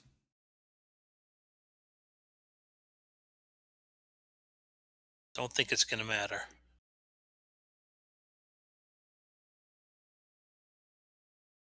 I don't think this thing can harm it. Okay, so that's a hit with a You've got to raise and a get hit with a raises raise. on everything. You might need to aim at something specific. That might help. Like a mouth or an eye. I don't know if we can see anything. Oh, I was like, he had it targeted. Yeah. Oh no, that's because you're just aiming to hit it. Okay, so again the shot bounces off, and the third shot. A little bit of explosion there. Oh, that does seem to sort of stagger it as much as you can stagger as a flying space octopus. Basically, they found out why they couldn't kill War. They've headed into space, and I've hit him with an impossible to kill monster for fun. Righty ho, Morgana, you are up. Oh no, you're not. It's me first. I'm going to tentacles. Have I got 4 tentacles and a reach of 50? So it's going to have to move in to catch you. Yep, and then it's just going to have to 4 tentacles. So it gets a 4 tentacle attack on the Reckless, hitting once, doing 20 points of damage, which didn't as a target. Try that again, because that didn't. Why didn't that register as damage? I think that monster's broken.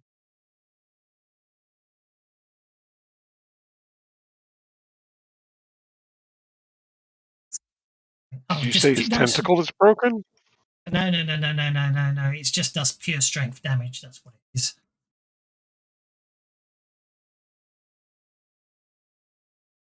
Right, 20 points of damage on the Reckless. Doesn't hurt it. The Reckless is unharmed. It did work. I just didn't notice. Okay, so basically the tentacle smacks into the ship. The whole ship skews. There's a loud crash and a bang as the tentacle smashes into the ship, but the Reckless seems undamaged. Morgana, you're up. Is there anything, first of all, I'm in the engine room. Is there anything that Roger and I could do that, like, vent some exhaust that would push it away from us or blast it with exhaust or whatever from the ship? Oh, you certainly can. Oops, I got loud there. You can certainly give it a shot. Yeah. What would you need? Use repair. You could put the engines. You could put the engines on self-cleaning. That might get a whole bunch of gunk up its gut. Yeah, that sounds good. Like an oven. Okay, so what would I need to roll? Repair. Repair is a test. Ooh, good repair. Okay, right. You shake it because you got the raise. Do you want to make it distracted or vulnerable? What do you think, guys? Distracted. It's already big enough and easy enough to hit. It was already distracted and it still attacked us, so that didn't seem to do much. It wasn't distracted. It wasn't a test in the end. Oh, it wasn't. Okay. Make it distracted. No, I did a test against it to make it distracted. Oh, I thought you. Actually, it says it's still distracted. I can see the icon. Oh, of course, it was distracted. Yes, you're right. It was distracted. I apologise. I forget it had its go, so it stopped being distracted. A second failure on distraction would automatically make it vulnerable, wouldn't it? I just award everyone bennies because I just got myself confused there. You were quite correct. It was distracted. It still managed to hit you. Well, that's probably why it missed you 3 times on its attack on the ship. Oh, so maybe keep it distracted. And obviously, no, it's distract. I apologise. So yeah, Roger flew round the ship fast while the dock opened fire on it to no effect, and then basically Morgana dumps stuff out. Which the ship, it doesn't seem to like, but it does seem to be making it madder. Linda, you're up. How far away is this thing? Well, 50 to 100. It's got to. Yeah. I mean, it's basically It's okay. 100 inches behind you, but obviously inches is relative in space, if that makes sense. But you know what I mean. What Linda's thinking is she wants to blast one of its tentacles that's in range with her powers. That's what she's thinking. And she has pretty long range, so even if it's like 300 away, she could give it a good blast. What is her background? Sorry? The The only problem is you'll need to be standing outside the ship without a suit on to release the nanites. Can't I do use an extra point to avoid targeting the ship, and then just blast her that way? Blast it that way. No, because the nanites are physically inside your body. So right, but they only have to make a nano-sized hole to get out of the ship, and the last one through can plug it back up. No, it can't. That stuff can't. The breakers they can't repair; they can only destroy. Yeah, so it used to be good. Now it's dangerous. In answer to your question, yes, you absolutely can. However, you will have to damage the ship as well. Yeah, please don't. I thought about it too, but can I? Oh, okay. Either that, or I'll be in a spacesuit and I'll die. Okay, so that's fine. So I think what Linda's going to do is she's going to stick to the sensors that she was using to detect this thing and figure out what it was made up of in the first place, and she's going to inform the doc and Roger as much as she can about what it's doing, where it's going, and anything she can. Sounds good. So I just had a mental image. The person who suffers from 0G sickness has just decided to do a Drax and be at the end of a rope and they fly out the back of the spaceship with a can of spacesuit repair and a finger. but I thought this thing had gravity drive. I'm not in full zero, am I? I'm in half gravity. Told you I should have gotten a laser sword. So I guess I've just got a picture of you going zap, spray, then seal the hole in your spacesuit. Zap, seal the hole in your spacesuit. I'm guessing. Yeah, make your roll. I'm guessing I should do a science roll in case I can assist anybody with any information. Yeah, go for it. Okay. And maybe a minor assist. So, well, do you wish to give a +1 bonus to... Well, at the end of the day, you could give a +1 bonus to Organa... Targeting.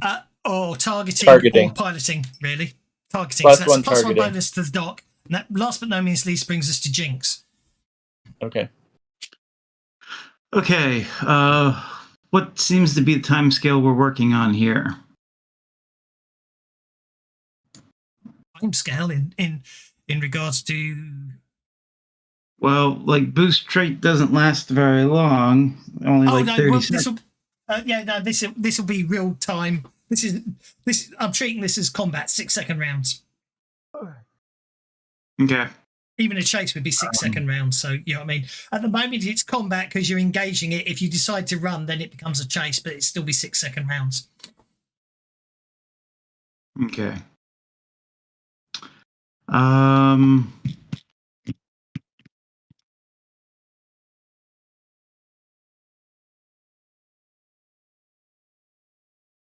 Indeed, it's very easy to distract me, and I was so distracted it took me this long to notice your message 3 minutes ago.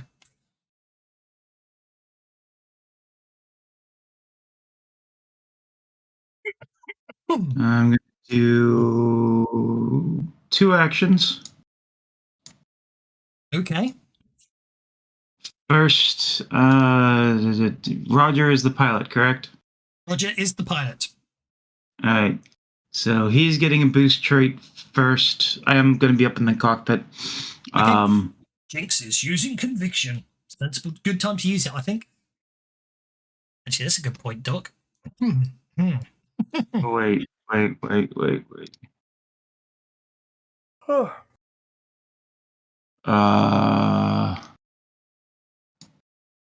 Okay, technical question. Yes. I have Arcane Spike, which says I can cast any power available in the setting. This is limited by my arcane background. So you can cast any psionic power, whether you have it or not, with Arcane Spike. But it has to be an arcane, it has to be a psionic power. Correct? Oh, I don't know. Hang on, they cast any power available in their setting. That's interesting. Yeah, you get to do anything, so that's why when I played you get to do anything. that I agree. Harrow Sorry, scream. misread it. Yeah. Sorry, I misread it. I misunderstood how you described the description. And now I've read it again. It doesn't say it's limited by your background. It's limited by the setting. Which is different. So any power in Deadlands is allowed. Okay, you may. What was the distance to this thing again? 100 inches. 100 inches. Smarts. Double, triple. Still not going to be in range. Okay, yeah, we're just going to go with the original idea then. Because I didn't think we could hit that. So if it catches up next turn, it'll only be 50. It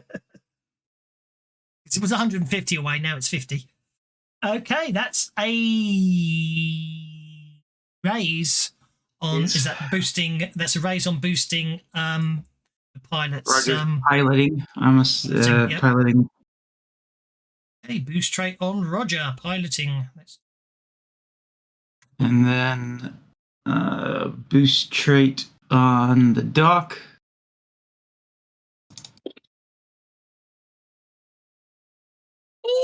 Oh, that's gonna hurt. Yeah. Can't remember. 2d6 damage. Yeah. Oh, that's it. It's brain burn, isn't it? You shake yourself. Okay. That hurts. Mind you, it only costs you 1 power point though, fortunately. But you did just fry your own brain. 2, 3. Wakanda, you're up. Do I smell smoke? No, but Jinx suddenly grabs his head and screams in pain. Yep. Linda heads over to console Jinx and find out what happened. See if she can help him. Can I vent the engines again? Well, it's still distracted at the moment, so it's up to you if you want to go on hold and do it after it. Well, I'll go on hold and wait and see if it comes anymore. Or the other option is depends. Otherwise, you might want to find out what Roger is up to, and then you can sort of if he's planning to run or anything like that, you might want to do something different. It's up to you. Okay, well then I'd communicate with Roger or what they're gonna do, because otherwise I'm gonna vent the engines again here in a minute. Go ahead and vent. I think I'm going to try and distract it again, but I am going to pull away. So Okay. Linda heads over to Jinx and try to help him, and also tells everybody, I think this thing may have psionic powers. It just attacked Jinx. I like that. And so everybody be on guard, and then Linda tries to help Jinx, whatever she can do. Okay, make a piloting roll, Roger. Are you doing it for distraction, or are you doing it to sort of make some distance, or a bit of both? let me see. It is. Where did it go? There it is. Oh, it's not on the combat tracker. What? It should be on the combat tracker. Oh, sorry, there it is. There we go. So it is currently distracted. Toughness 38. Wow. Yeah, you know what? I think I'm just going to pull away from it. I think these guns have got better range than its tentacles, so I think we're just going to do a full out. Let's get the hell out of here. We're entering chase mode. Go for it, sir. You are faster than it, by the way. So that's effectively an 8. So. It is, which is a race. That gets you 2 squares away as we enter chase mode. I'm too far to vent on it, right? Why do you roll shooting? Because I grabbed the wrong thing. It's both a D8. Oh yeah, but your piloting would have been a D12. Oh, that's true. But it doesn't matter. You got the raise anyway. So. Oh. Fortunately, I didn't pick up on the fact you rolled shooting, so I'm going to pretend I didn't notice because I'm nice. Piloting with a little sleight of hand. Watch this hand, not this hand.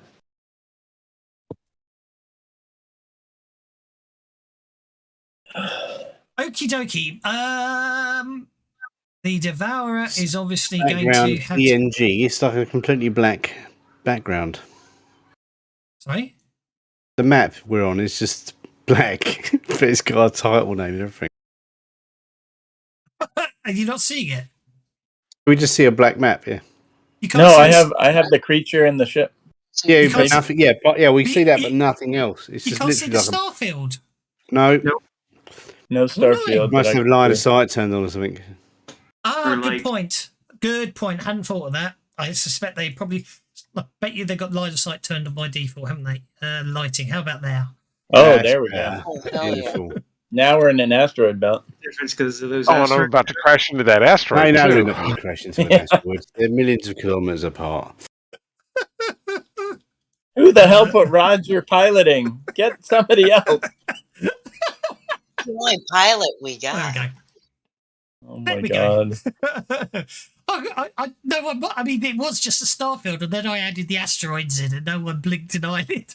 Don't worry, those asteroids are below you. That asteroid's sort of nearby. I just, it's a bit of artistic fun. Anyway, the tentacle monster is at the limit of its tentacle range, so it does get one more bash of its tentacles on you. But after, if you keep accelerating like that, you'll be out of its tentacle range. However, this time it looks like it's been a bit more effective on its hits. That's one hit, that's 4 hits, even although it was distracted.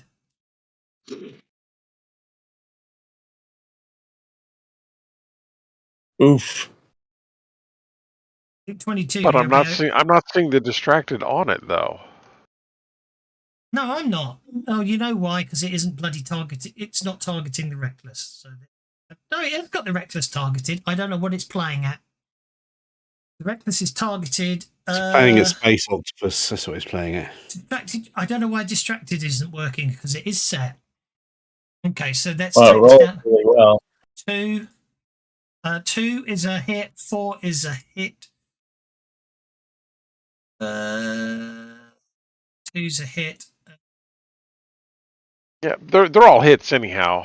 I think the only thing is One of them's got to be a is miss, still and raised. if the distracted gives it a -2, the 4 would be a 2. They're all just hits. Yeah, there's no raises. That's the big difference. Okay, and it doesn't have armor piercing, so basically there's an awful lot of bangs and crashes and all sorts of interesting stuff going on. But the ship's okay, it would appear. Now, I'm still on hold. Are we still close enough for me to do my vent thing and try to distract? Because if it just passed its turn, it should come off of distracted, right? It has just come off distracted, so you can now act. So I'll take you off hold. And that's just another repair roll, right? It is just another repair roll, yeah. Oh, you got the raise. So he's distracting it and shaking it, although it obviously unshook last time. Daniel's just freaking out at the moment. He's basically going, I need Eris. Eris would solve it. Where's Eris? I need it. Is he still on the ship? Why haven't we got rid of him? How did he end up back with us? Why don't we space? Did somebody hide him in luggage? What the hell happened? Look, let's get rid of it. Let's say you dumped him back in. We'll say you dumped him. We left him back at the bar. Yeah, here, have a drink, have a bottle, go away. I got a problem. Eris is destroyed, or he's dead, or they're gone. Okay, Jinx, basically wiping away the blood pouring out of your nose. What do you do? Check the distance on that thing again. We are farther away. You should be actually. You're 50. You should be 100. You should still be 100 away because actually you should be 150 away. I don't know what happened there. No, it got a raise as well. So yeah, it kept pace with you. So it's still 100 inches away from you. Yes. Sorry, I got myself confused there. You are faster than it, but it kept up because it got a raise this time. But next time you get. I to get a bonus. Okay. Probably get a bonus.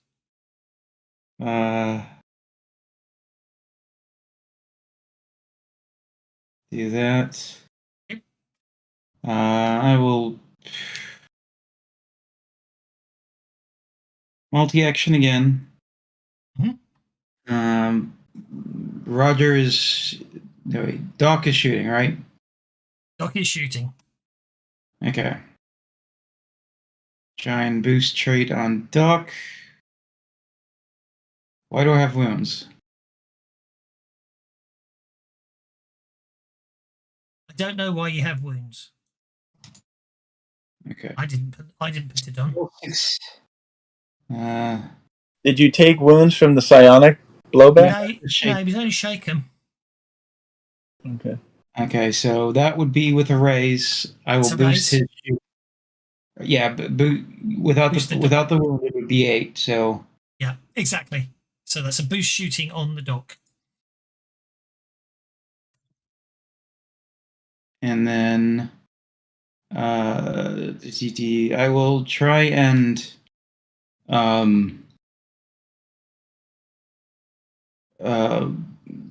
coordinate between them, calling off information and support. Okay.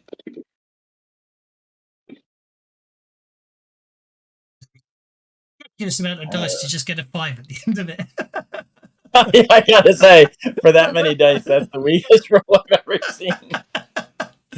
That's unfortunate. The dice are not your friend today. Sorry, Jinx. That's a +1 bonus. You can to Roger or the Doc. What was the other dice? Because I thought it would report them, but it didn't.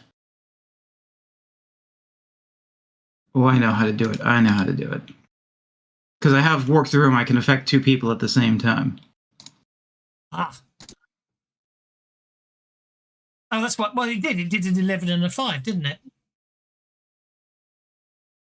And it put a -2 on there for multi-action. Okay. So I will give Doc the +2 support. Yep. Which I can do. Yep. And then I will give Roger the +1 support. There we go. That's done. They're applied. That brings us to Himini.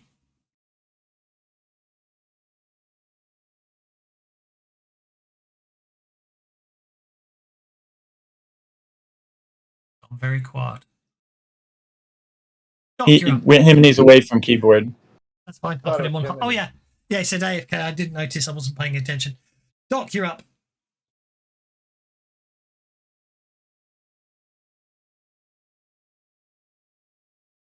It's the Doc as well. Oh my god, no! Got to get rid of this thing. All right, spending a point of conviction. I could use Here Comes the Cavalry. Or if somebody wants to wound me, I get +2 damage for each wound I have. Well, Himini would do that if he was here. Jinx can do that. Nobody will know how everybody will think the creature did it. All right. So there's the reckless. Let's see if it adds everything. Nothing to add to. Did look at that. You rolled a 15. Oh, that's good. Roll that damage.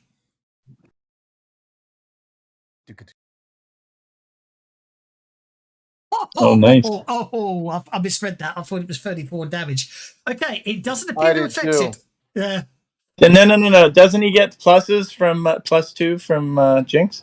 And maybe a +1 from somebody else? That's the hit, and that's why it was with a raise. Oh, okay. Have you noticed every time you spend a penny today, you get 1 less than the result before? No. At some point, they'll work out they've just there we go. Your friend. What? What? That thing has armor piercing? Those bullets aren't armor piercing? They are. They're AP6. They're 6. It has a toughness of 38. Or 34. Well, it's 38 with 4 armor, so the AP brings it down to an effective 34 against your 30. So basically, I'm going to have to, in order to do a wound, I'm going to have to roll. OMG high, yes. I love this. They're supposed to run away. It's a big, nasty space monster. So it's 4 above. To shake them, I'm going to have to roll a 34. To do a wound, I'll have to roll a 38.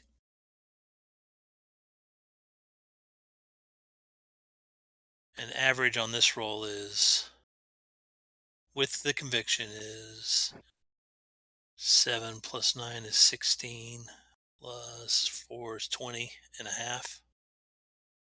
Wow. Which is why I kicked it in the butt. Yeah. All right. I'm not going to spend any more bennies on that outside chance.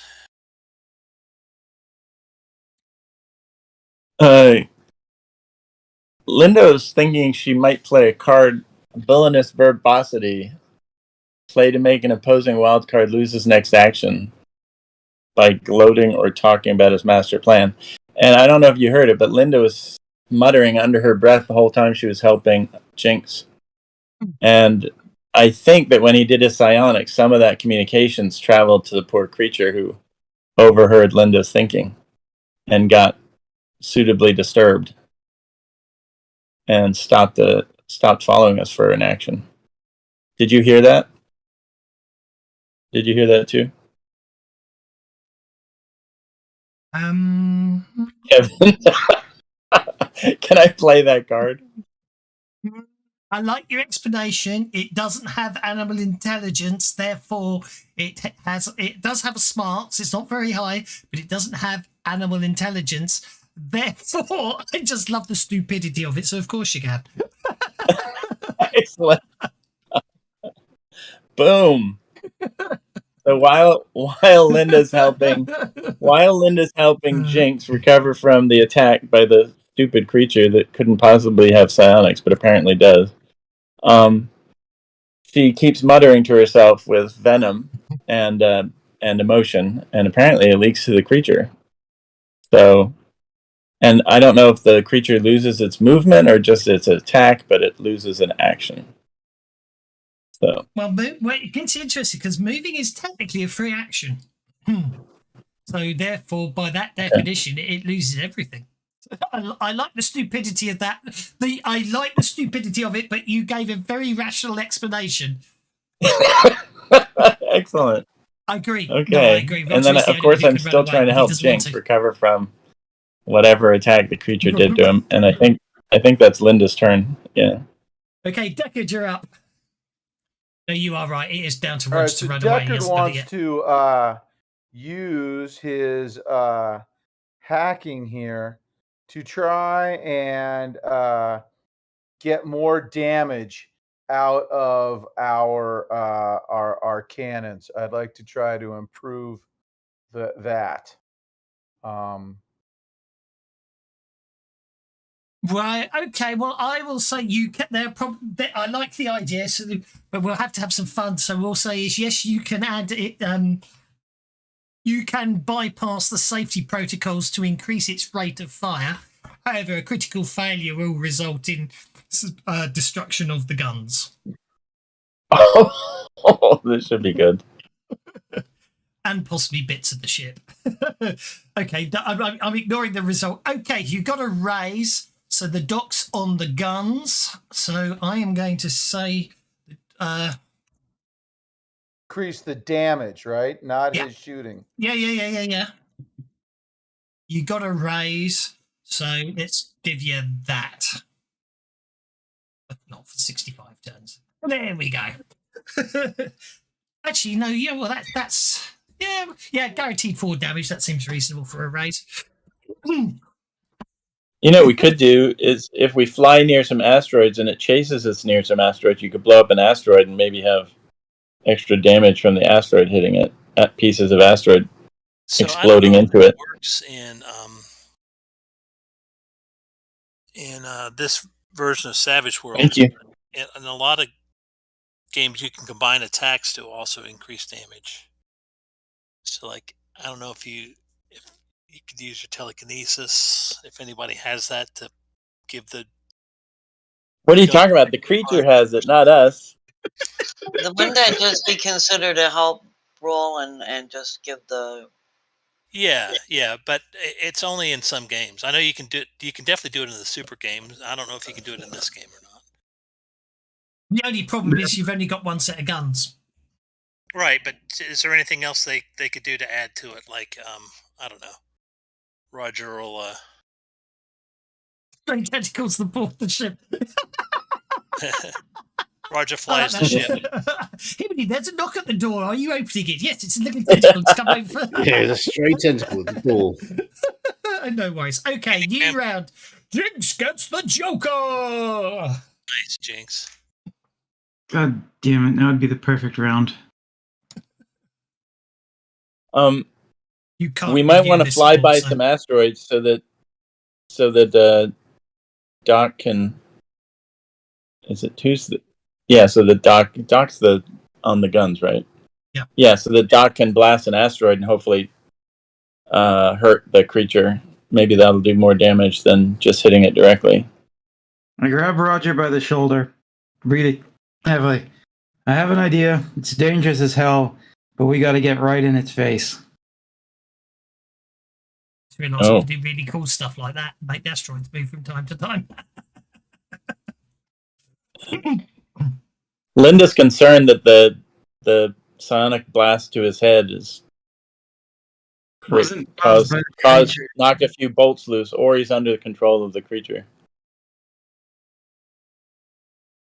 So, how we hold this creature, I wouldn't have said it's going to be dangerous as hell.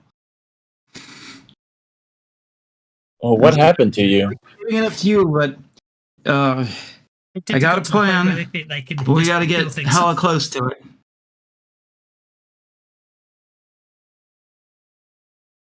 Conviction is about to fire. Sorry, what? You want to give me a few more details? Does Linda know that it's missing its next turn and that we can make our escape? Don't have that much time. Does Linda know that we can make our escape from the card?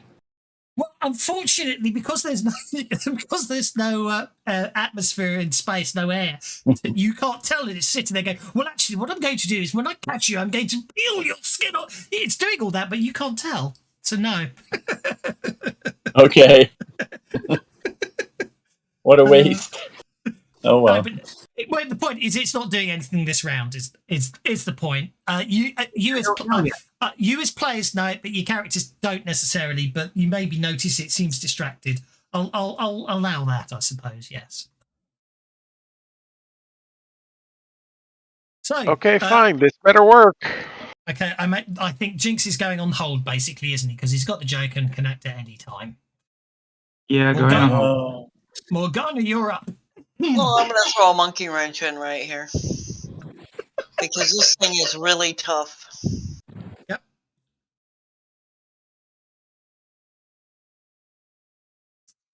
Oh, out of the frying pan. Get rid of troublesome deadly incidents. Some other trouble having questions. Too bad we haven't got Daniel with us. We could have taken my advice and spaced him and fed the damn thing. Yeah. Okay, play to get the party out of some trouble. Some deadly incident. This leads to some trouble. So the creatures escape to a new location. Well, oh yeah, actually, okay. Actually, I am going to re-retcon the fact that you left Daniel behind. At this point, Daniel is freaking out too much, and you all suddenly pick up that one of the escape pods has launched. He flies it directly back at the creature, and without a moment's notice, the creature swallows it whole, including Daniel. You guys can all thank me later. Roger, you're up. Daniel thinks he's Drax. He's going to go in and cut it up with a knife. Daniel about to make the ultimate sacrifice for us. He probably sent a message saying so, yeah. Okay. Roger is going to purposely drop back and then do some flying to redistract the devourer. Closer. We Okey-dokey. escaped Closer? it. Isn't the out of the frying pan escaping it? Yes. Well, leads to some other trouble, though. And if the Anyway, I prize- was going to interject right here, guys, before we do anything else, that with that move, I think posthumously we can officially award Daniel a member of the crew.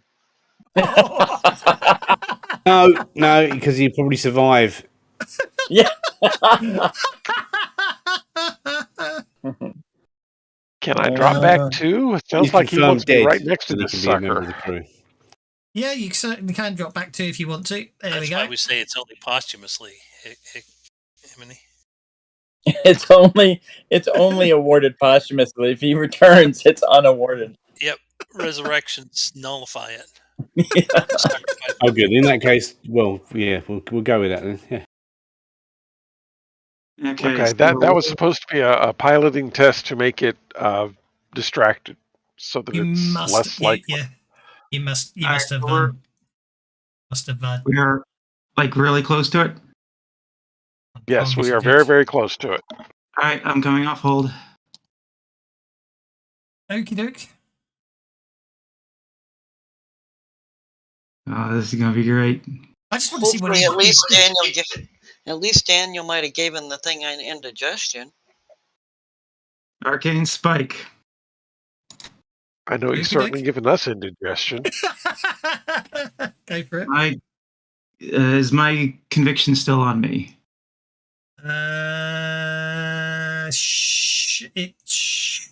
It isn't, but it should be because you've gone on hold, and your conviction only ends when it comes off you, doesn't it? So there you go. Yeah. Okay, so arcane spike. I gather everything up. I focus really hard, and I banish this motherfucker. Language. You hear Morgana scream through the comm system. You're going to use. Okay, banish. Okay, you're going to banish We'll it. get rid of that Daniel guy at the same time. Hang on, though. Doesn't at the risk of being pedantic.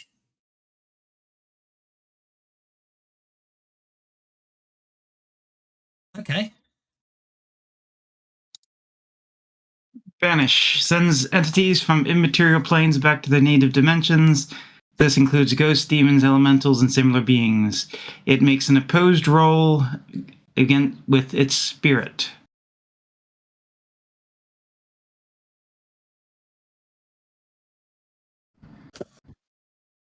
Okay. It is going to take 9, 13. It is going to take 3 wounds. If this incapacitate the target, it returns to its native plane of exist. Oh, that doesn't work quite the way I thought it did. I was waiting for you to work that better. I was waiting for you to get to that point. In which case, I'm going to hit it with fatigue and hinder, plus having to. I've already doubled the range of the power, so that's going to be 2, 3, 4, 5. Does Linda get a sense that he's concentrating really hard or anything and up to something? He's blowing all While his she power tries points, and to I'm gonna help point him out that he to doesn't seem to care Listen, about. I'll be able to throw What power about lower kick in a trait? second. If you can lower its vigor, that probably would help.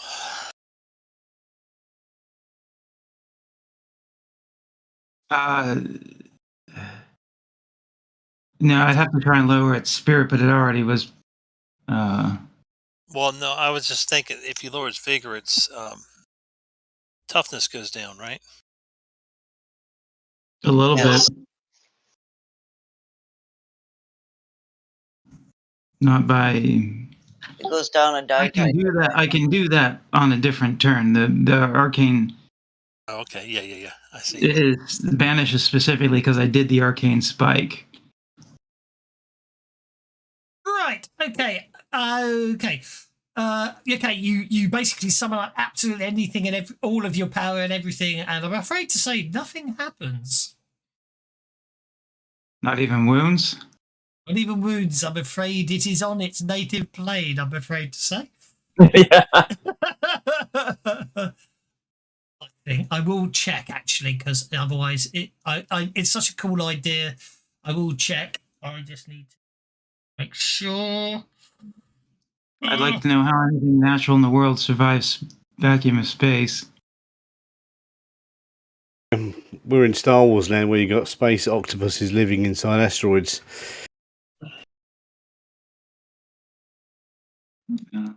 That was I'll have to rewrite the science books after this encounter.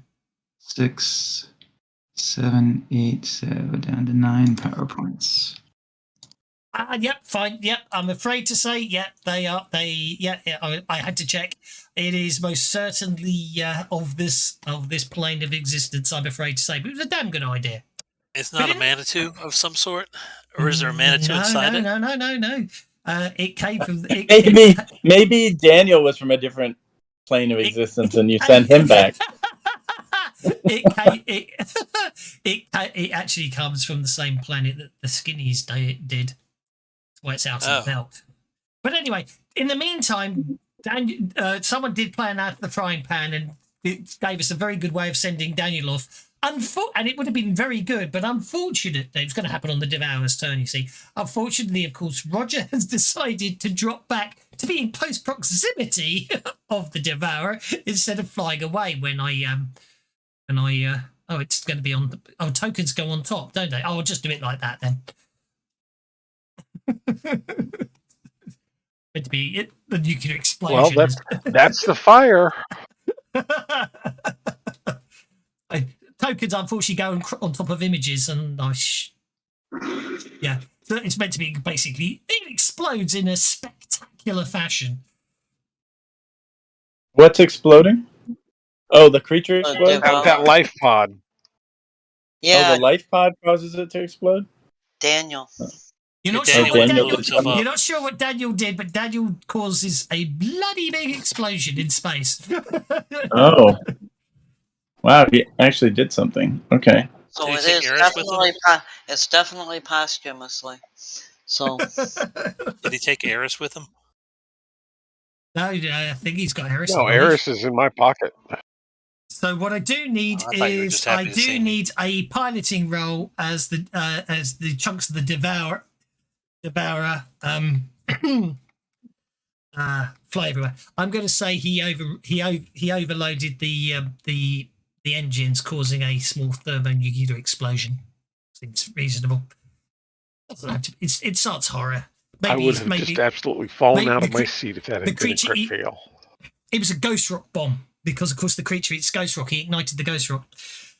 We managed to dodge it. We dodged entrails of a space octopus. Entrails and burning fragments of ghost rock as Daniel rightly guessed this creature lives off ghost rock, and therefore basically he flew the ship in, detonated the shuttle pod, and igniting the ghost rock in the stomach of the creature, blowing it from the inside out, causing massive explosion and debris everywhere, which you evade neatly and quickly. If that had been a crit fail, we'd probably crashed into an asteroid while you were distracted by all the crap. No, I'd have just hit you with I'd have come up with a ridiculous amount of damage to hit the ship with, as you got hit by it. But anyway, everything seems quite quiet. That was like 2 for 1. Good job, Jelsa. 2 for 1. Oh dear. I am going to award Jinx for what was a really good idea. However, unfortunate that the one time he got to use what was a really good idea was on the one creature that explicitly doesn't state is supernatural in nature. It's just purely alien. I don't like using the other frying pan card. It's usually a bad idea, but... So... Well done. Okay. Where were we? So that... okay, so the trip, this is... Okay. Nikolai's coordinates bring you to a piece of rock halfway between Goliath's Belt and Widowmaker. So it's slap dab in the middle of nowhere. There are no registered asteroid mines within 100,000 miles. The asteroid itself is fairly large, with a diameter of over 2 miles. So can Roger land on it? He can. Can I have an electronics roll from someone, please, as they scan the asteroid. Yeah, but do we Linda's want willing to do that. Anybody have a good electronics? I've got a 6. I'll go for it. Access the ship's sensors. Only one side. Okay, using the ship's sensors, Morgana, you determine that only one side of the asteroid has anything resembling artificial construction. The terrain of this asteroid, though, is incredibly torn up. It looks like it's been at some point in the past something tumultuous occurred to the surface. So Roger can land near what appears to be the structure, but it's the best example I could think of is that film Armageddon, where the asteroid's all spikes and really sharp bits of rock and all horrible and all that. So it's a -4 piloting roll to land upon the asteroid. we pick up any kind of life form?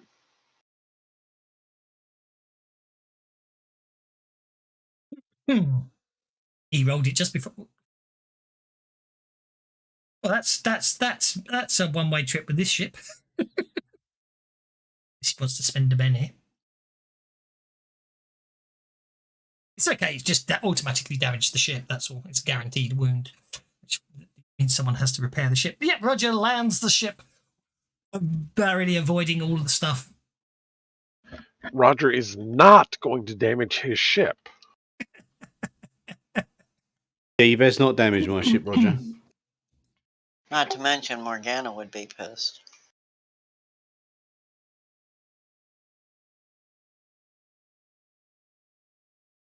Because when you guys get damaged, I gotta fix them. Oh well. I'm putting my spacesuit on. Okay. Can we drive there, or have we got to walk there? Walk.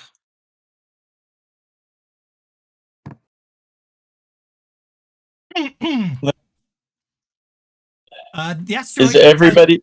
Is everybody going out on the asteroid, or just him and he? Roger's going. No, we gotta put our spacesuits on. Okay, spacesuit time. Indeed. Linda's not happy about it. It's time. Also, that means it's time to turn on the low gravity global effect. There we go. Pace +2, strength +1 dice. And we need a vigor roll from Linda.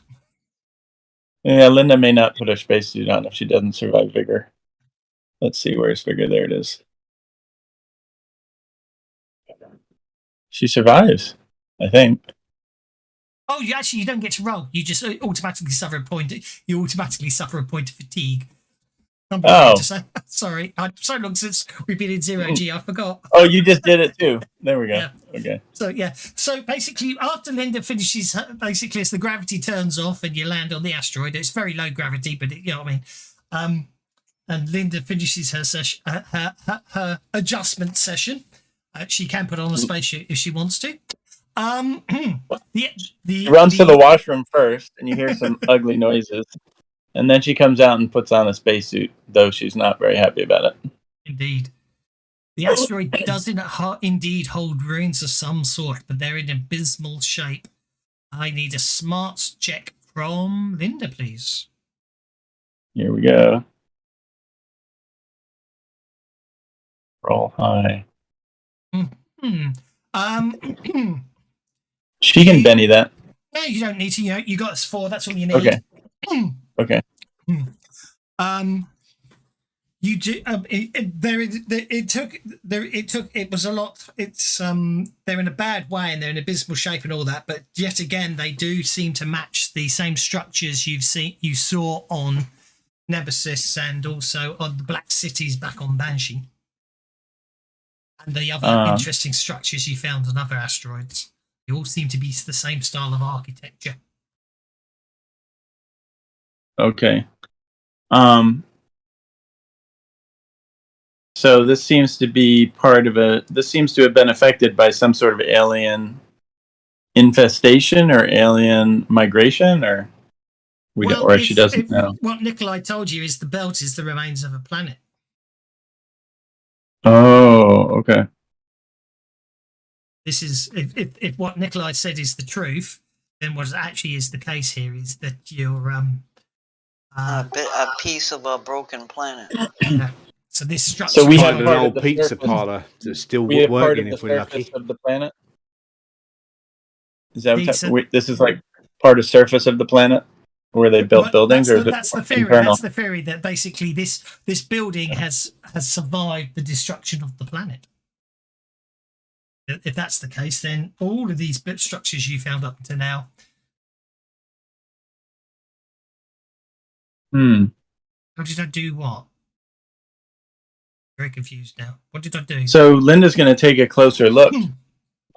If there's anything she can investigate or open, or figure out how these buildings were constructed or how they were used, anything like that. Well, indeed. So,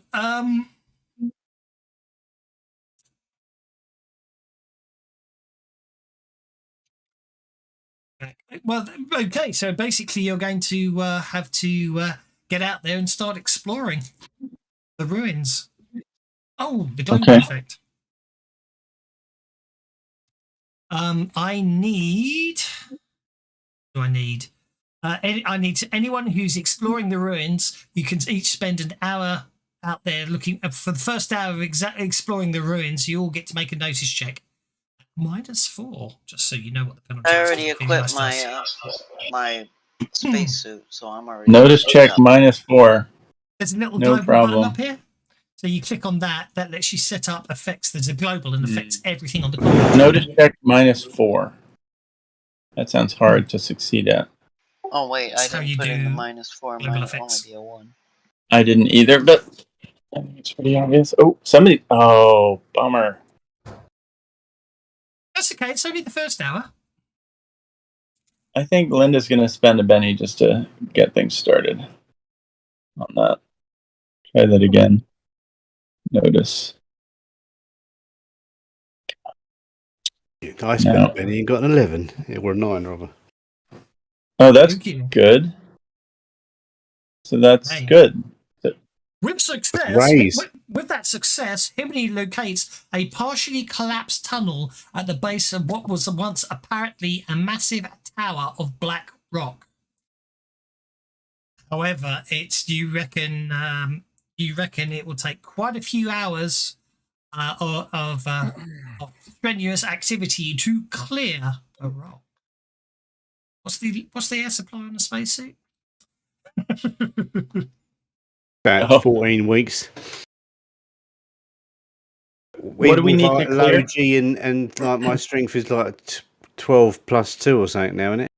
We're trying to clear the tunnel? Is that what's happening? The suit has an oxygen capacity of 8 hours. So you're only 1 hour in. So now you need to start. We now need some athletics rolls. Unfortunately, because don't forget strength. You don't get to use your abilities anymore. They're just saving throws. So basically, but Himini, I'm going to say using your strength roll there for the sake of argument, you reckon it's probably at least 6 hours of clearing this. We're trying to clear the tunnel. Go back, refill. Can Morgana rig like a conveyor type system with her MacGyver so that they just load the rock into it and they don't gotta like actually carry it away to reduce the amount of. Yeah, sure. But it's not so much that; it's the amount you got to move. So, for example, there, if I wanted to give everyone, but by having to move it and carry it away, if they can just pick up a rock and throw it in a bucket, turn it off when you don't, and if you don't want it, haul it back on like a pulley, rope, chain, whatever. Yeah. So that would basically be a repair roll because that's using my MacGyver. Okay, go for it. Wonderful stuff. You rig something up.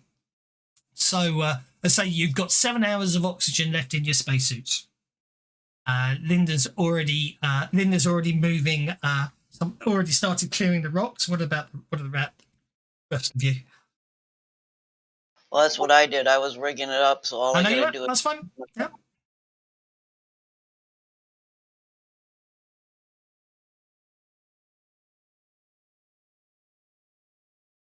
Is anyone else going to shift the rocks? Otherwise, it's just Linda and Morgana Yeah. at the moment. Roger I'll will go help. shift the rocks as well. Yeah, I'll go shift rocks for sure.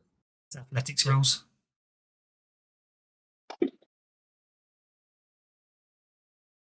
There's no penalties for failing, by the way. Don't worry about that. Now, with my gravity acclimation, do I get any kind of bonus? I know I don't have any negatives for working in low gravity, but do I get any bonus for this athletics check? That's a good question. Am I encumbered?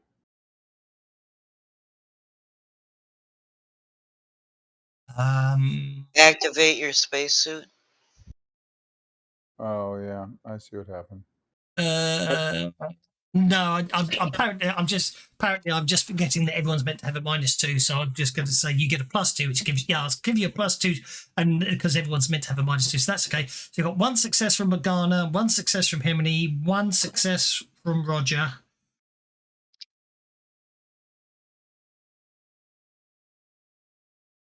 A for effort from Linda. Okay, so basically it takes you 3 hours. After all that, it takes you 3 hours to clear the rocks, because 3 successes takes the clearance time down to 3 hours. So after 4 hours of air usage, you clear the tunnel. Tunnel spirals down into the asteroid. Got 5 hours left to air. 4 hours left of air. Oh yeah, because we wasted an hour looking around.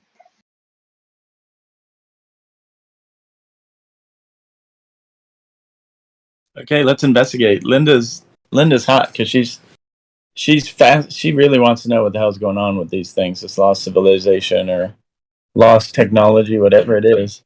Alien civilization. Do we want to go down there, or do we want to go and refill our spacesuits? I think we should refill our spacesuits just to be safe. And also, we were doing exercise, which isn't the normal estimate for So let's air. go and get some food in us, and Yeah. go again. Yeah. Let's go back. So we're gonna go back to the ship, restore, and then head out. Restore, eat, and head out again. Yeah, recharge our oxygen. Okie doke. That scale's ridiculous. No, that's the official scale, but I'm going to halve it to that. It's more reasonable. They won't be able to get a line of sight on. They won't be able to see that. Okay, so you head back to the ship. You head back to the ship, and you start. You all decide that it's a sensible thing to do to have a bite to eat and replenish the air supplies. Replenish the air supplies, yeah. In the meantime, I will just. This module was created in Fantasy Grounds Classic kind of sites on the maps. I'm just quickly just putting in some nice wall effects just to make it look all nice and pretty. Not happy adventurers. Okay, so you head back to the when you're ready, you can head back to the ruins. Okay. And nearly done. Just a couple more circles to go. There we go. And then we are done. Okay. Enough for Linda to remove her fatigue. So now it's rest to no, Linda's fatigue is caused by 0 gravity. It won't an hour after she's back on normal gravity, she'll lose the fatigue. Until then, I'm afraid she's stuck with it. Because that's the downside of hinges. Doesn't her passion for alien archaeology overcome the fatigue? Isn't that a thing? No, alas, that's the hindrance. You suffer the 0G, I'm afraid. It takes an hour to rest and lose a point of fatigue, but in your case, you've got to be, I understand. I was just kidding. Yeah. I know you were. I know. It was very good, though.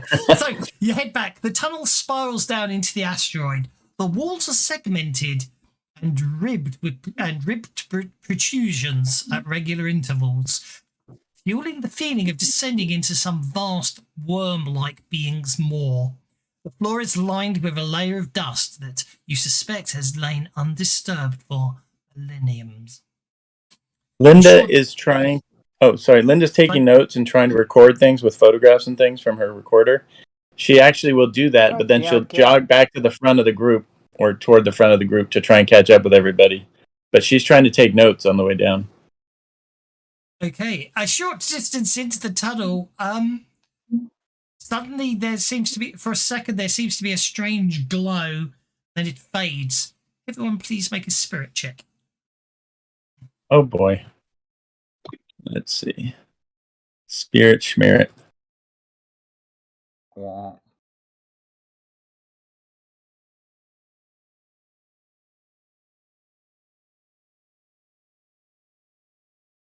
Ooh, somebody rolled well. Someone did roll well. Okay. Jinx has, for the record, Jinx has failed. The doc has failed. Did you say we were at -2 from something, or are we just at normal from something? That's quite uncanny. I know. I was thinking you minus. I forgot. I suddenly realised I've got to say -2 on your spirit roll, but that's quite uncanny that you correctly guessed the penalty. So I'm waiting on. Well, Himney hasn't rolled yet. I don't know if he's gone AFK. Well, I thought you said that we were -2 from 0 gravity or something, and Himney wasn't because he had gravity. That was handling? that's physical activity, spirit. Yeah. Physical activity. Okay. Yeah. So that doesn't apply. Okay, good. Okay, so Jinx has failed at the moment. The doc's failed. Jinx has succeeded. Himney's failed, and the doc has failed his spirit check at the moment. I roll in spirit for anyway. The strange light that just activated, Okay, surrounding all of you, and you always felt like it put the light past through you. Roger's failed as well. Morgana just shrugs it off. Okay, so that's the doc and Roger. Hang on, I get actually give me that Benny back. I get a free re-roll on a spirit to resist fear. Is that what it was? It wasn't fear. Well, then don't give me the Benny back then. No. Okay. Roger is fatigued. Jinx and the doc is fatigued, as you are cursed. Curse? God damn it! Don't worry, it's only fatigue, and you will recover once you leave the cursing area. But until then, after you descend about 100 feet, the tunnel ends in a circular vaulted room, at least 20 feet high. A ring of statues depicting massive humanoid warriors armed with large sword-like weapons line the walls. The statues share a vague resemblance to Anouk's, but with long, tooth-filled snouts and bestial faces. And Linda said she wanted to be at the front, didn't she? Near the front, yes. Marching order thing now, it's very good. But she's out. Yeah, you can just drag it out now, can't you? And they've fixed it so you got orders and positions and all kinds of funkiness, Yeah. So, where do you do Except it from? I see no one there. It's because he hasn't done it yet. But... Well, how do you get them on there? Is it from the combat? Where are we? Isn't there like a 1 by or 2 by down at the bottom? Ah, there we are. You've got to use the shortcut button. Down at the bottom, it should barf them all out. Oh, the button like 2 by 2, yeah. Oh, the ship's in there. And now if you hit like 2, it'll do a different formation.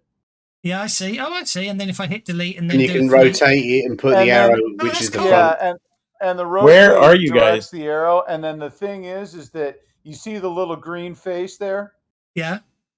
You got to drag that one, not the one that we usually do. You drag the green face onto the map, and we're all good. Yeah. Right, but you got to drag that green face, not the one on the tracker. Yeah. I'm going to put Linda at the front, and then everyone else, I'm just going to put them like that, unless there's a problem with that. Can you guys move yourselves I'm gonna around? go. Then, I'm gonna actually? go up the front with Linda. Actually, I'm not letting little girl get murdered. I'll go up the front with her. Thank Yeah, you. Decker, For the Decker record, you just can't moved. go wider than the 2 squares you're in, unless you want to be inside the rock.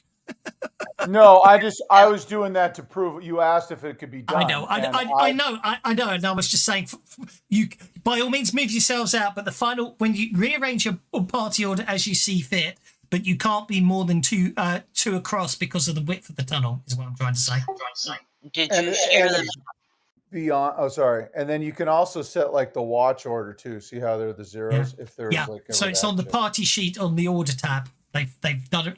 I quite like that. I didn't know that worked. So let's do that. Drag you guys onto there, and then obviously because of the fact I forgot to rotate it before I dragged you on, it didn't take into effect that everything's at an angle. But there we go. Let's put you on the map.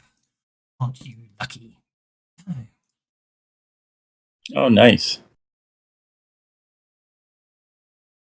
Yeah, but I think that green on the combat tracker still barfs you out in that long diagonal. Yeah, yes, it would do, but that party order sheet's nice. I'm going to use that in future. Okay. Yeah, right. So there you go. So there you are. That's what you guys see.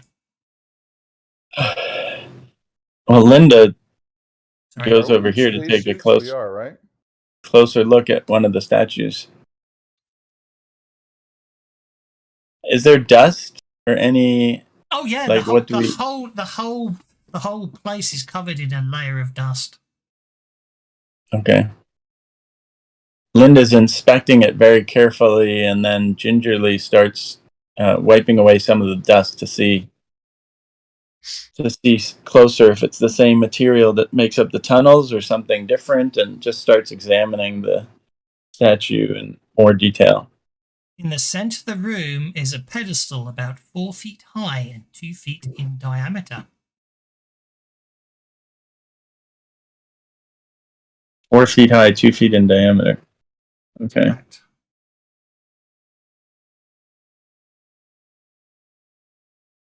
Well, when Linda's done, satisfies herself with this statue, she heads over to the pedestal. What's the rest of you up to? I'm making sure Linda's all right. And what is that bit in the middle? Pedestal. Mm-hmm. I stepped away. Do we have a description of this room?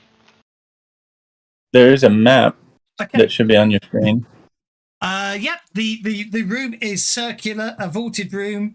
It's about 20 feet high. A ring of statues depicting massive humanoid warriors armed with large sword-like weapons line the walls. The statues share a vague resemblance to the Anouks, but with long, two-filled snouts and bestial faces. The center of the room holds a pedestal about 4 feet high and 2 feet in diameter. Hang on, let me turn off lock to grid, snap to grid. That reminds me up, that one does. Shouldn't be on. It has no place in Savage World. We'll hide the grid as well, so we don't see the grid. It shouldn't be there, as far as I'm concerned. Okay, and then I can. Are those is that a crack in the floor? Is that what we're seeing? Yeah, I'm going to move you slightly back, so I'm going to move you slightly. Oh, back. the runes. Okay. When you get closer, you notice a strange ring of glyphs surrounding the pedestal. Oh, okay. Does Linda recognize, or can she make out anything? Definitely not. Well, no more than you can see there. It's not like anything you've come across in any of your archaeological digs on Banshee. I'm going to examine the room with Detect Arcana. Indeed. What you see is what appears to be the remnants of a magical force field or trap. But it would appear that the crack that Linda did mention that's run through the glyph seems to have broken it. So all you can see is the remains of what looks like a particularly lethal trap.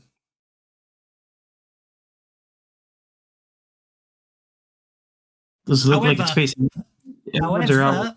However, there is on the pedestal. You just see basically something emitting a large amount of supernatural energy with your Detect Arcana.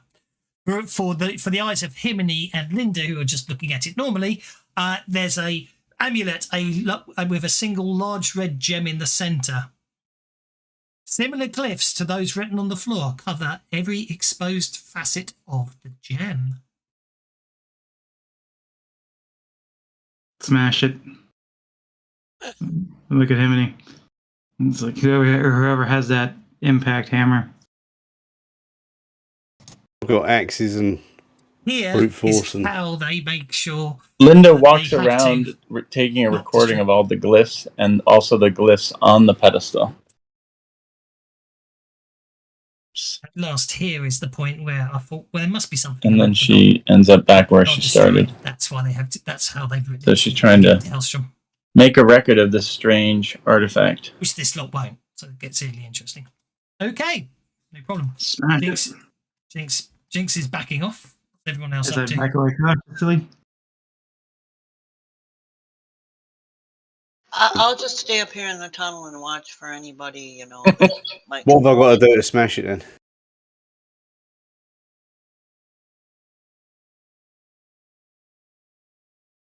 Somebody Well, bought. it's just lying there. How do you want to smash it?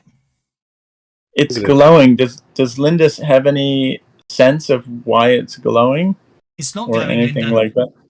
Oh, it's not glowing. It just looks like a normal thing. It just looks like Okay. a normal, just a normal large red gem. It might be glowing off any light. It would glow if you know. It would reflect any light you shined upon it. But as far as you're it's I'm going to full concerned, smash it as hard as I can with my kettle. Yeah. It's Okay. full of stars. okay. Well, Maybe it it's got a parry of 2, so I need you to make a fighting roll, because if you critically fail, then obviously I can have fun. But otherwise, it's only got a parry of 2. And being an object, you can't get a raise anyway. So make your damage roll. Obviously, we ignore any exploding dice because, of course, breaking things, you can't ace dice in this. You've got the new edge in the advanced player's guide. Okay, 13 points of damage. You basically. Wait, what was that? What happened?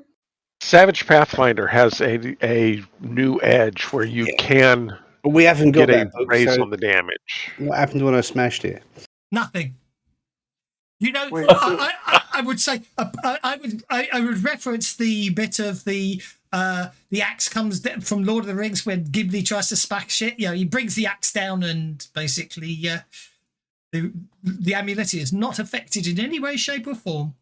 But there is no hobbit here to look pained as it happens. Okay, we know that doesn't work. Right. I still Oh, can't Linda's believe I couldn't like remember Douglas's name that time. Stand back. Linda's like, maybe we can put this on blast with nanites. So, and then she looks over at Deckard. Before we do that, let me do this. Maybe we step back into the tunnel because we can do this at a distance. So Himini, maybe you want to get out of here too. Seal us.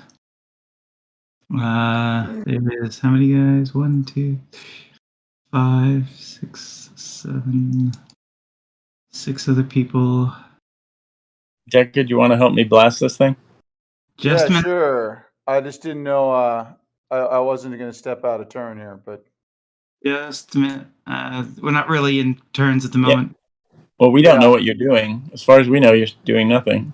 Well, I'm telling you to wait a moment. I've literally said just a minute. Wait. Oh, okay, that was your character. Yes. Okay, Linda's giving Jinx a quizzical look. Why are we waiting? What are you doing?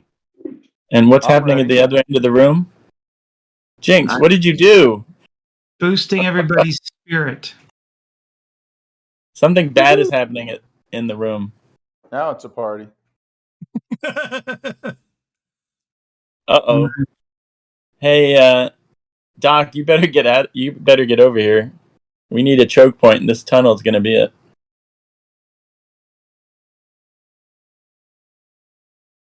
Let's see. May not have an option. I see some red ends on the map. What's going on? Is it combat time yet? Can Linda do something? Woke something up. Okie dokie. So, While Jinx is giving everyone spirit, which he just did with a boost trait, I shall let's get that sorted first, because Jinx did that and it was very admirable and he spent all the power points. So let's get that affecting everyone first. So we're going to do boost trait with a 1 dice raise. I should have done that. I should have. Oh, good. No, it won't work because the combat tracker needs to be with Jinx as the active participant. Then when I click it, it will now apply. That's probably why if you were trying to do it, it didn't work. It's something I always forget. You've got to be active on the combat tracker to apply effects to everyone else. That then lets me. I included myself in that too.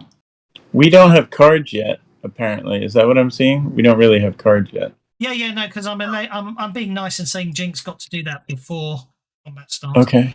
Because I'm nice like that, and I've just got to. Did you do yourself? Yes. Yes, he said yes. I know you did. I heard you say it, and then I promptly forgot and asked. And you got to get Morgana as well, I think. I've done Morgana. The numbers. Unfortunately, we'll have to do the numbers on those two manually, but that we can deal with that.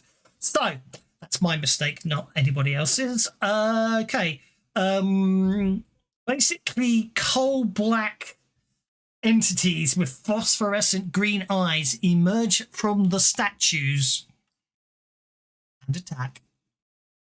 How did you describe them again? Just for my notes. Coal black entities with phosphorescent green eyes. Doc, you're first with the Joker. Giving everyone biddies, you lucky people, you. Yeah, I may need it to survive this. What do I need to do to move past these without getting plonked? Ooh, lucky 13 of them too. Is there? And that means there's one missing.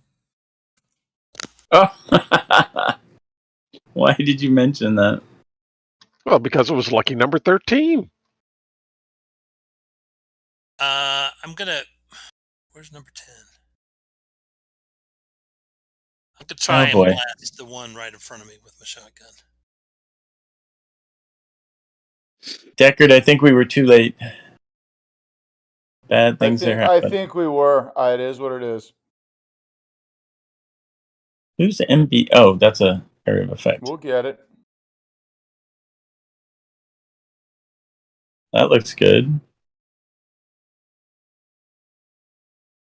The shrapnel. Uh-oh. I don't think Doc was able to get out of the danger zone. Lana. Wow, the Doc opens fire with his laser-guided shotgun. Laser-guided shotgun. That's an anachronism, isn't it? Shotgun lasers. Yeah. Shotgun with freaking laser beams. A sniper rifle shotgun. Oh, you are kidding me. Really? Did he kill 2 of them with 1 shot? No. That's no. This is going to get really interesting. You are kidding me. They're evil buggers. And I'm talking about the Pinnacle guys. Oh, the Pinnacle guys are evil? Uh-oh. Okay, this could get very interesting. Okay, Doc levels a shotgun at the creature, pulls the trigger, and fires. The shot goes right through it. Oh, man. That's not fair. Did you say farts? Yes. PG-13 swearing. Yeah, like, okay, 12-year-old. I didn't I'm going to award him a Benny for PG-13 swearing. I'm going to award him a Benny. Oh, God. Oh, for God's sake, don't encourage him. I did not want to upset. I get in trouble. There's too many profanities. YouTube get upset, don't they? No. Right. Apparently, you can't swear in the first 5 minutes. I've read somewhere. I think the cat jumped on me after that, so we're clear. Yeah. Sorry about that. I have also. Don't worry. I've also thought that this is not a video made for kids anyway. So anyway, so Doc, you basically fire your shotgun and run to there. I should point out at this point you can't see the tunnel appears to have closed off. Yeah, the doc is not happy. It went right through him. Betsy just blew right through him. Okay. So much for the laser sighting. I know, right? You think I would have noticed when the laser sighting lit up when it went through him? Well, it sure is good that Jinx isn't standing right behind him, right behind those guys. That's really rather annoying. This guy has the Joker, and he can't reach anybody. Number 5. He can though. Doc, you're getting the Joker turned out to be saving grace. Okay, so how are we going to materialize these things? Jinx, you're up. Oh shit, Linda got a king? How the hell? She probably had a joke. She probably had one of the Jokers and lost it. She must have gotten a king and an ace, or 2 kings. Okay. So starting is 3. Damage is 2. Size is 1. That's 6 points. Effective? I think that I added that in. Let me double check. 3, 5, 7 points. Linda is fascinated by Jinx's meditations in the midst of combat. What are you talking about? Your weird behaviors. Insert witty comment here. I meant to give you an advance after you got away from the creature earlier. That's a shame. Oh well. Everything's targeted. You got an advance? Did you say? Damages. Forgot to give you one. Yes. I'll have it if you don't mind. Mine's already set up. You hit the button, I'm going to get it automatically. No, it's okay. I can do that too because I got advances planned out. Where was I? Our whole group is here. We got 7 people, dude. Oh no, that's ironically that's the problem because the encounter is 2 times the number of players. 3d6.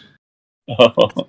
3d6 with that. So if these things require magic to hit them, my weapons count as magic. And why is that? It's 7. Because I've got Tannis Bond and Tannis Touch.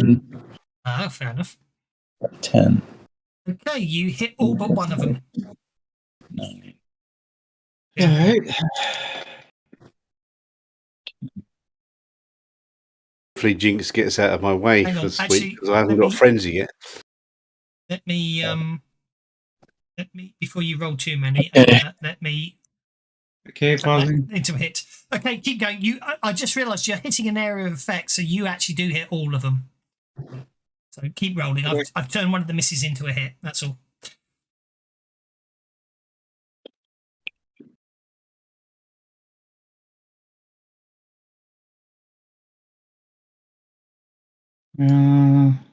Before you do any re-rolls, right?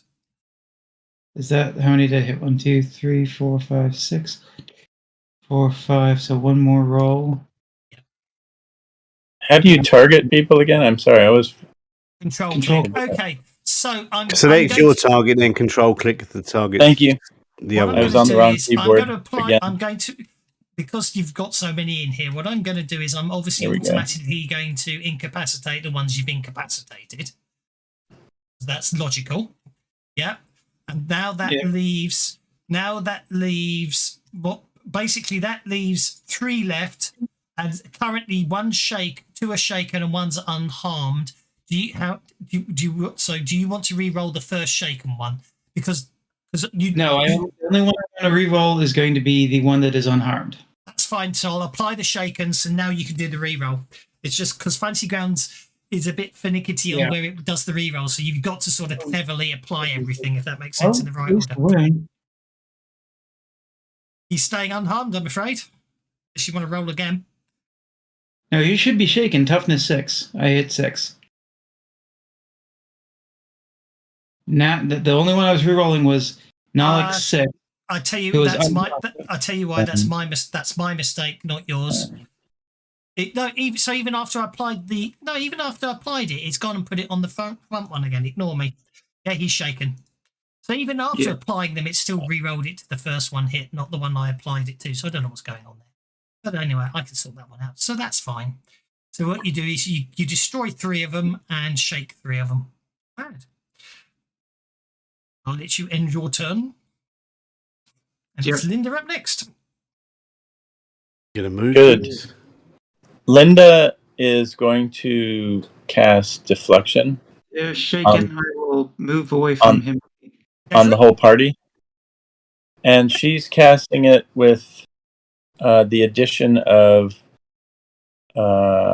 Hurry. Okay. So, and would Shroud help? Or I guess she doesn't know whether it would help. So she's going to cast with Shroud as well for a total of 11 points. Okay, go for it. For the record, here we go. Deflection.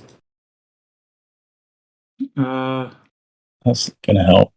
Oh, what about Nalek 5?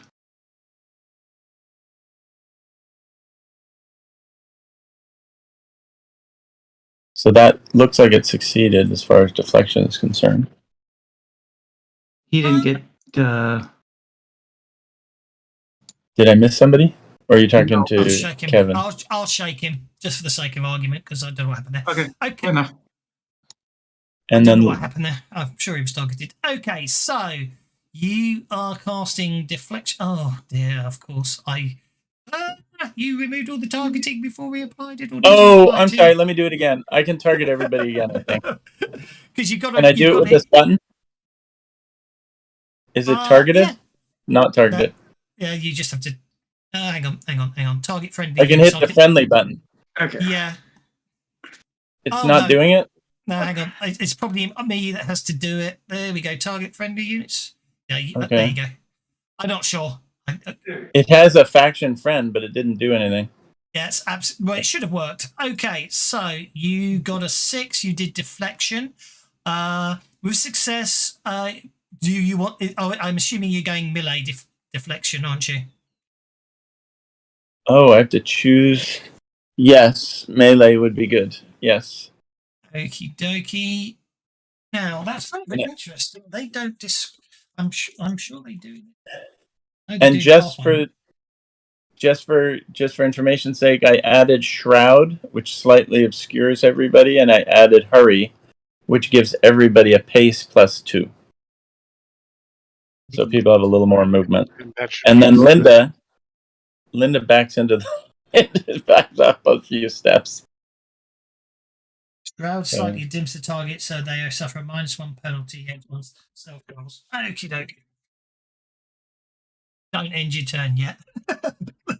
Okay, I'll do that. And I'm going to untarget everybody as well. No, that's the point. Don't untarget anyone. I said don't end your turn and don't untarget anybody. Oh, don't end my turn. Oh, shit. What else am I doing? Sorry. I didn't realize. That's okay. I missed it. I thought I was done. I thought that's what you were saying. You are, but I just need to apply the effect, so I'm going to choose ranged as the targeting. Okay. No, I don't think it worked. Oh, well, not to worry about it. I'll just do it manually. Shroud only works for a round anyway, doesn't it? Was it the full duration? I can't remember. I have duration of 5, so I assume it would last the whole time. That should be 5, and that should be 5. That should be 5, and that should be 4. That should be 5. It's so much easier when you put all the effects in. If I could modify way to put all the other modifiers in like I did in Pathfinder. I really would. Supposed to.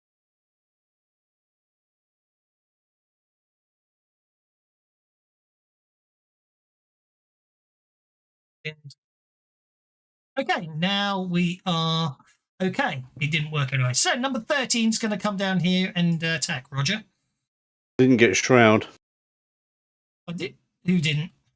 You didn't. Me. Thank you. Roger, it misses because of the shrouding effects and the deflection. Himini, you're up.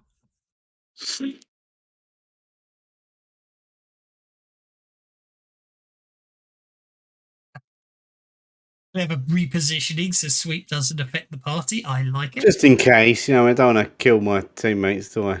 Having established also the creatures are ethereal, you could walk through them unless they choose to be solid.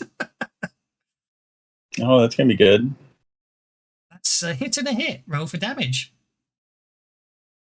Yeah, I'm just noticing no one in the party's got smite.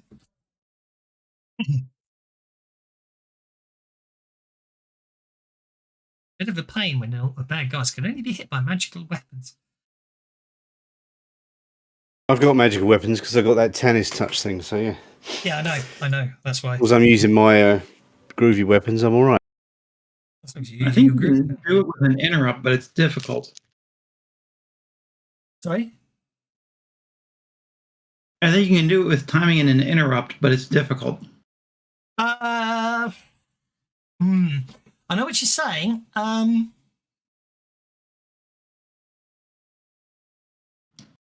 You have to be on hold. End my turn. You're hitting somebody else. I'll take over. Immaterial and can only be harmed. Yes, yeah. It's an interesting one. These are not these. I know what you're saying. In theory, yes, but possibly not at the same time. Deckard, you're up.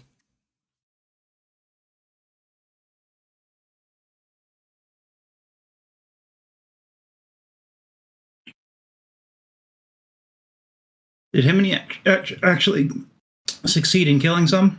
He did. Yeah, I one-shotted them both, yeah. 2 wounds each. With his Tannis weapons, he did, yes. Okay. I knew that would come in handy later, the ability to transmute weapons. Oh! Deckard, what were you thinking? Ouch. I can't remember what your backlash is. I don't have one. Breaker. Okay, background breaker. Backlash. Roll on the instability table when a breaker critically fails a transmutate roll. Do not roll on the dynamic backlash table. You're going slightly mad. I'm going slightly mad. Any more than that, we'll get hit by copyright.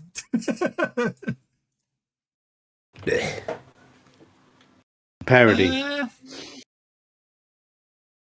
Okie dokie. Deckard. Okay. Interesting. Okay, so my quirk is that I have to curse profusely every round. Oh, no. Definitely not. I'm a GM. I get to get up. I'm evil. Oh, you're making it up? Oh, of course. What's the point of being the GM if I can't have fun? There we go. And he's got a little thing, a little meme thing that calls him, says he advertises he's the evil DM. There you go. There's your quirk. Did you put it on my thing? It's on your character sheet under hindrances.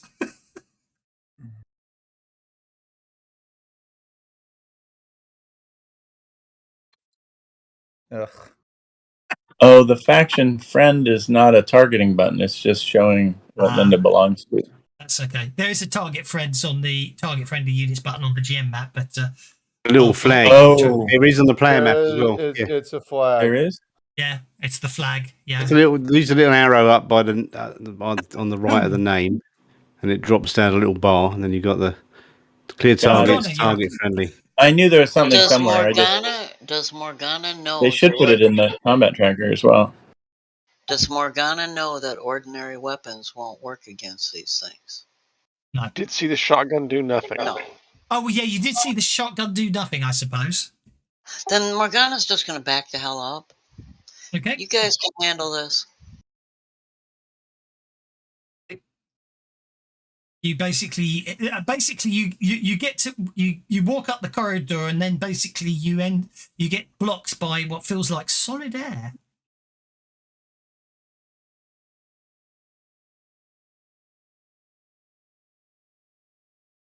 Oh, it's me. I'm going to come over here and eat Jinx. Actually, claw Jinx. I don't have the bite attack. Jinx is okay. Number 6 recovers from being shaken and attacks Himini. What's it? And misses. Number 12 is all the way over here, so I'm just going to have it moved up six down to there and stand in front of the pedestal. This one here is going to come over here and gang up on Jinx. Jinxony. This one over here is also going to come across and gang up on Jinx. Jinxony. Oh. I've got a block. Now, what's the power pointage there for a crit fail? Is it the whole thing, or is it still just one? I think it's still just one. Look at them all coming round together around me so I can kill them all. Bring it. That's got nothing to do with time factors and possibly nothing. It's just they're gagging up on the one person that hurt them. I was going to start taunting them anyway. Yeah. Eris wants blood. Oh, I forgot you had Eris. Ooh, a magical gun. Indeed. That's a hit.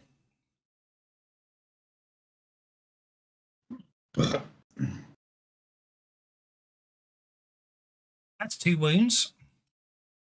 Lovely. And a voice. You hear a voice in your head, Roger, going, "Oh, you're so manly when you kill things." It's a very feminine voice and husky. Oh, it's Sarah Palin in the gun.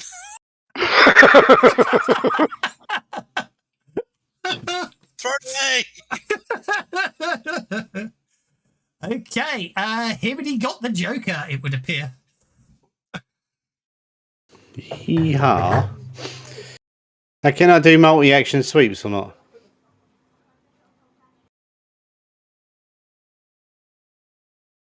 Can you do it like a sweep and then another sweep? I don't know. 3. Oh, you're forgetting you don't need to. You're forgetting you don't need to. Twice. You can move while sweeping. All right. Well, my idea is I'm going to move this way while sweeping, so I hit 1, 2, 3, 4, 5 of them. Yeah. I don't think there's anything. A fighter may only perform a sweep once per turn, and it may not be combined with frenzy. Yeah. So that's my plan. I'm going to move there and sweep them. Yeah. Sweep allows a character to make a single fighting attack and apply it against all targets in his reach. Because I seem to recall someone say you could move and sweep at the same time, but yeah, you just moved. You did it the other day with some NPC, didn't you? Yeah, that's because I'm evil. Well, I'm evil too. So. Well, until we get an official on, so we're going to allow it because I can do it as well. Are you saying you can't do that? I seem to recall I saw something you could. I thought you were using frenzy, which is different. You split up a move in between 2 frenzy attacks, which is not the same as sweep. No, he You did could it when he was probably moving do to the more sweep. damage That than was the that, whole maybe. point. They were Maybe talking about the it. bit. Oh boy, same thing. Guys didn't Even have sweep, they had frenzy. Yeah, it was frenzy. Mm. My bad. Goodness gracious, Himiny. better. If you want to not kill them other two, that's okay, Kevin.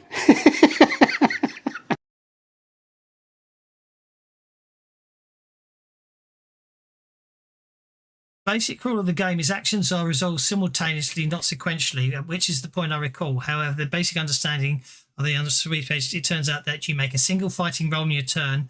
You apply that result to the parry of everyone who you move adjacent to on your turn. Yes, I knew I'd remember. It was a very old forum, Fred. Yeah, you can move while sweeping. It is in the rules. Because well, there you go then. I've just swept the room. Moving and sweeping is simultaneous. So as you move, you just swing the swords blurring around. So yeah, you can literally... So where did you start? There. You missed a trick. You got a pace of 6. A pace of more than 6. I've got a fleet foot. Well, there you are then. You actually can hit everybody in the room. Yeah. So who did I... Yeah, so let's untarget the ones I've hit already and then target the other ones. Yeah. That makes sweep a lot more reasonable. Yeah, that's the point. And this was the thing. It is the fact that all things are simultaneously resolved. So moving is resolved at the same time you are sweeping. So you can literally do that. You can move your whole pace. Wow. The point being, of course, that wasn't wow. damage, wasn't it? the point being, of course, is you do have to hit friendly players if they're in range when you're sweeping. But that is completely legal in terms of game rules. What Himiny's just done there. I think I might have cleared the room out. See, this is what I've been waiting for through Deadlands for just to do some fighting like this. I think I've got everyone. I've got to do. No, I've done them all now. That's it. Did I get the last guy, or have I got to throw? Have I got to roll damage on him? Just apply Tasmanian devil, baby. Just applying all the damage. Won't hold fire. Not sure if I got that. Oh yeah, I did get him. Yeah, so that last one was just swimming at the air. I didn't hit anyone. There you go. That's the way you do it. Bloody spirits. That's how you sweep. Morgana's up. Is he shaking this guy? Morgana's just staying the hell out of the way. Okay. Especially if him and he's gotten mad now. No, my bloodthirstiness is sated, definitely. Yeah. Basically, Roger starts aiming at various targets, and they all keep having their heads pop off. It's kind of weird. There's one over here that didn't have his head pop off, so he'll go ahead and shoot that one. I wouldn't worry. So when is it? On the Saturday the 29th, and obviously we got the Deadlands on the 30th, but we've got an adventure on Saturday the 29th as well. Now a one-shotter. It may or may not have anything to do with the time of year, but do not worry about the fact that I've just realised now it's going to be. And worry not. I'm sure it won't be. The adventure won't be Attack of the Sweeping Pumpkins. and I'm betting it's not going to be a bunch of 10-year-olds out trick-or-treating. Das will never run a game with 10-year-olds. Okay, combat's over. That's called Fast, Fun and Furious. Exactly. Yeah, that makes you realise have to say, how well powerful done. sweep is. Yeah, that is how powerful sweep can be. When everything seems to settle down, Linda peeks back into the room. And so does Morgana. It's like, are you guys... Oh, I knew him and he could handle it. Okay. Okay. Hey, that's not my job. If it don't need fixing or rigging, I'm like, okay. You guys have Deckard and Linda were about to try and blast that amulet from a distance. Well, tokens are unlocked. You are free to move. Do you guys want to back off while we try and blast the amulet? Yeah, I'll back up the stairs. I was good up there. Seems to have some kind of barrier up here, though. Let's go back to this amulet and have a look at it, shan't we? Well, go fix that barrier so we can get through and get out of here. I'm going to use my occult knowledge to try and figure out what's going on with this funny thing. Wait, to be clear, the spirit boost should still be up. I know. I'm just turning everything off for speed and ease. Don't worry. Yeah. Is the barrier still there? No, the barrier's gone. Okay. So let's. Have we got the amulet? Have we? No one picks it up. I'm just going back to pick it up then. Yeah. No, leave it. We're gonna blast it from here. We're gonna blast it from here. Oh, right. Okay. Sure. Do you think it's going to work, do you? I have no idea. Should we get it out of the cave, blow it up, and then we can, without having to go for a excavation to find out that it's actually completely unharmed? Well, that's why they're not blowing it up. They're using their little nanite thingies to blow it up. Actually, if you're willing to move it next to a wall, because the only thing Linda has that can do damage to it is Havoc. Yeah, I'll grab it and put it up next to a wall then. Yeah. Yeah, that requires it hitting something. Yeah, I'll put it over here by this wall here. No. This wall here then. Right. Over there, yeah. Thank you. I'll put it over there and then I'm going to march over here and go, right. Hey, Deckard, are you... Look at all that ghost blood. Halloween actually costs. Are you happy to give it a blast? At the same time? Do it, sure. I just didn't know if that's what we wanted, if we wanted to keep it or not. I had heard rumors that we were supposed to keep this thing alive. I think the idea is we're supposed to blast it to smithereens to destroy the evil entity. I think we've got to just go against what the designer had. We're not giving it to Hellstrom Industries. Their name is and we don't know about that because that conversation never came up. Exactly. We're just messing it up for Kevin. Yeah. Yeah, nobody... Oh, we're just trying to confuse Kevin. Okay. So... we pick a more difficult task? I just hit it for 6. Maybe that's why it ends up going to Hellstrom is we can't destroy it. No, I meant confusing Kevin. I'm going to blast it with Havoc. And that's really all I can do. I can add Strong. So that's what I'll do. I'll blast it with Havoc. So that creates like a little maelstrom over there to ram it against all the walls. I guess that's something. Hey, nothing happens. It's a free. That's a fail. Do it. Okay, nothing happens. We tried. Nothing happens. No, you failed to summon the Havoc. You're too tired. You're just too tired to do it. Actually, no, you've got to be thinking. I have bennies. I can't even summon Havoc. I'm too tired from one deflection. Okay. You failed the roll because of your fatigue. Oh, I failed the roll because of my fatigue. Oh, I can work on that. I can fix that. It's called role play. Okay, let's. Sorry, I thought I saw the 4. I didn't see the 3. Okay, there we go. Give it another shot. Oh, now I see the 3. Let's see if I can see a 5. I need a 5. Come on, 5. 15. There we go. How about now? Any joy? Yeah. Okay. It whips around like a pinball. All around the rooms. Bounces all around the rooms and lands undamaged back on the ground. I thought you were going to say on the pedestal. Yeah, well, I thought that's too freaky. Okay, well. Okay, so the Tannis weapon that Himini smacked it with didn't do much, and throwing it around the room obviously didn't do much. Can we try the impact hammer now? Absolutely.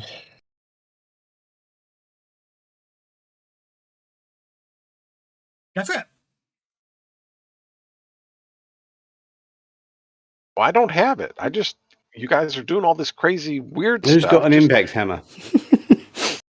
Just whack it. I did whack it with my tennis weapon. Yeah, but that's just stone. An impact hammer is designed for breaking stuff. I mean, it is specifically designed for breaking stuff. And didn't somebody buy an impact hammer? Yeah. Well, It's a mining tool. Linda specifically said we should buy something to crush this, and somebody said they bought something to do just that. That is correct. So who was that? I can't remember who bought it. Nobody. I'm sorry? I have the hammer. So can you give it a blast, or was that what you have the hammer? So go over there and whack that thing. Let's inertial sledgehammer. That's it. Inertial sledgehammer. Go do it. It's all good. I just need to. I don't see a thing to target though. Just you got to roll higher than the 2 to hit it, basically. Okay. If it damage rolls, you don't get any raises because it's destroying an object.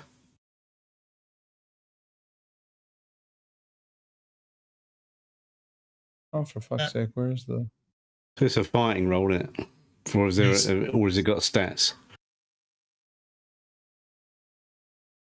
Okay, the inertial sledgehammer crashes down on top of the amulet. Roll that damage. He's not going to do anything. He's like so excited to have you roll damage. No, nothing happens. Okay, I'm gonna pick the amulet up. Okay. And examine it. You pick the amulet up and examine it. I thought you said there were runes on it or something. There are runes on it. They match the runes on the floor.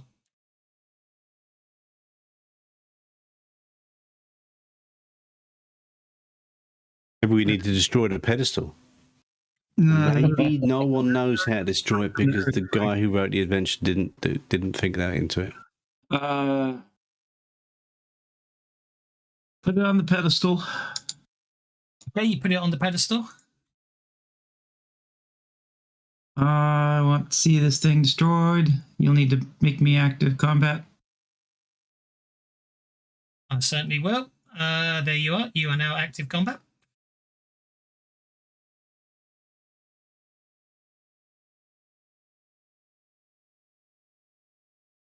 And I don't think there's anything else I can... I'll minimize the size to small burst template, boost the damage, make it count as a heavy weapon. Why do I feel guilty spending another point of conviction to hurt something you can't? Throw some armor piercing onto it.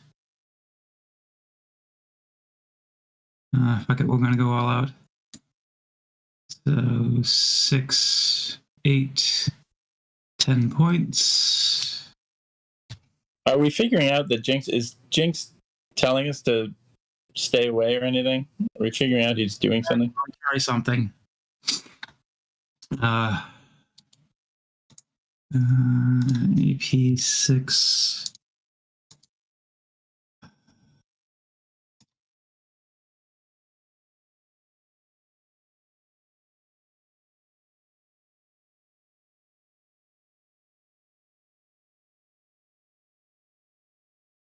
I want to fucking raise. Come on. There we go. Hit with a raise. Roll for damage.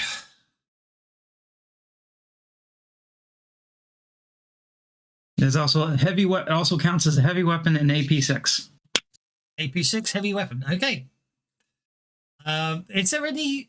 What? It's a psychic blast, so there's possibly everyone will feel a slight pressure change in the room, but other than that, nothing happens. And with 19 points of damage, the amulet just sits there. Linda's getting very suspicious about Jinx and his meditations, and she feels the blast, sees him do stuff. You have this horrible feeling it's impervious to all attacks. I think we're going to need like some serious help with destroying this because it looks like it took an earthquake last time to damage whatever magic was on there, because it's got the same stuff as what was down there, and you can see that, you know, it cracked the room. Which possibly was, that crack was possibly caused when the planet exploded, for the record. So I think we're going to need some like major help to destroy this. Yes, I've just realised how they make sure that you can't destroy it. Well, as much as I don't want to, does that mean we want to try and turn this over to Hellstrom? From a slight railroady perspective, I think you have to. Oh, I'm sure. Yes. No, I'm just playing my character. I know you are. I know you are. I know you are. No, seriously. Seriously, because I did think it seems strange. It says, if the heroes try to destroy the amulet, they find it is impervious to all attacks. So we're going to have to give it to Hellstrom, aren't we? Or maybe we give it to we don't give it to Hellstrom. We give it to the other guy. X-Force. Yeah, we give it to Nikolai. Yeah. He doesn't want it though. I don't know that I would trust him with something like that, but I don't. Do we want to trust Hellstrom with something like that as well? Based on what you know, Hellstrom supposedly created a device that will defeat a reckoner. And this amulet is the only thing. This amulet is the only thing stopping Hellstrom from defeating a reckoner. So maybe even if you view Hellstrom Industries as an enemy, it may well be, unfortunately, a case of the enemy of my enemy adage. The devil you know. Yeah. But we shall leave it there with you pondering what to do, for that's a good time to leave it. However, before we do, I need to type something into the chat window. Got an advance. Nice. Oh, excellent. And Doss, did you stop your stream or no? I didn't know if you. I haven't stopped yet. No way. Oh no, I just wasn't gonna. I didn't want to like advertise stuff, so it's fine. That's okay. I can. We're at some good spots. Give me a couple seconds. Advertising. Yes, I've got a.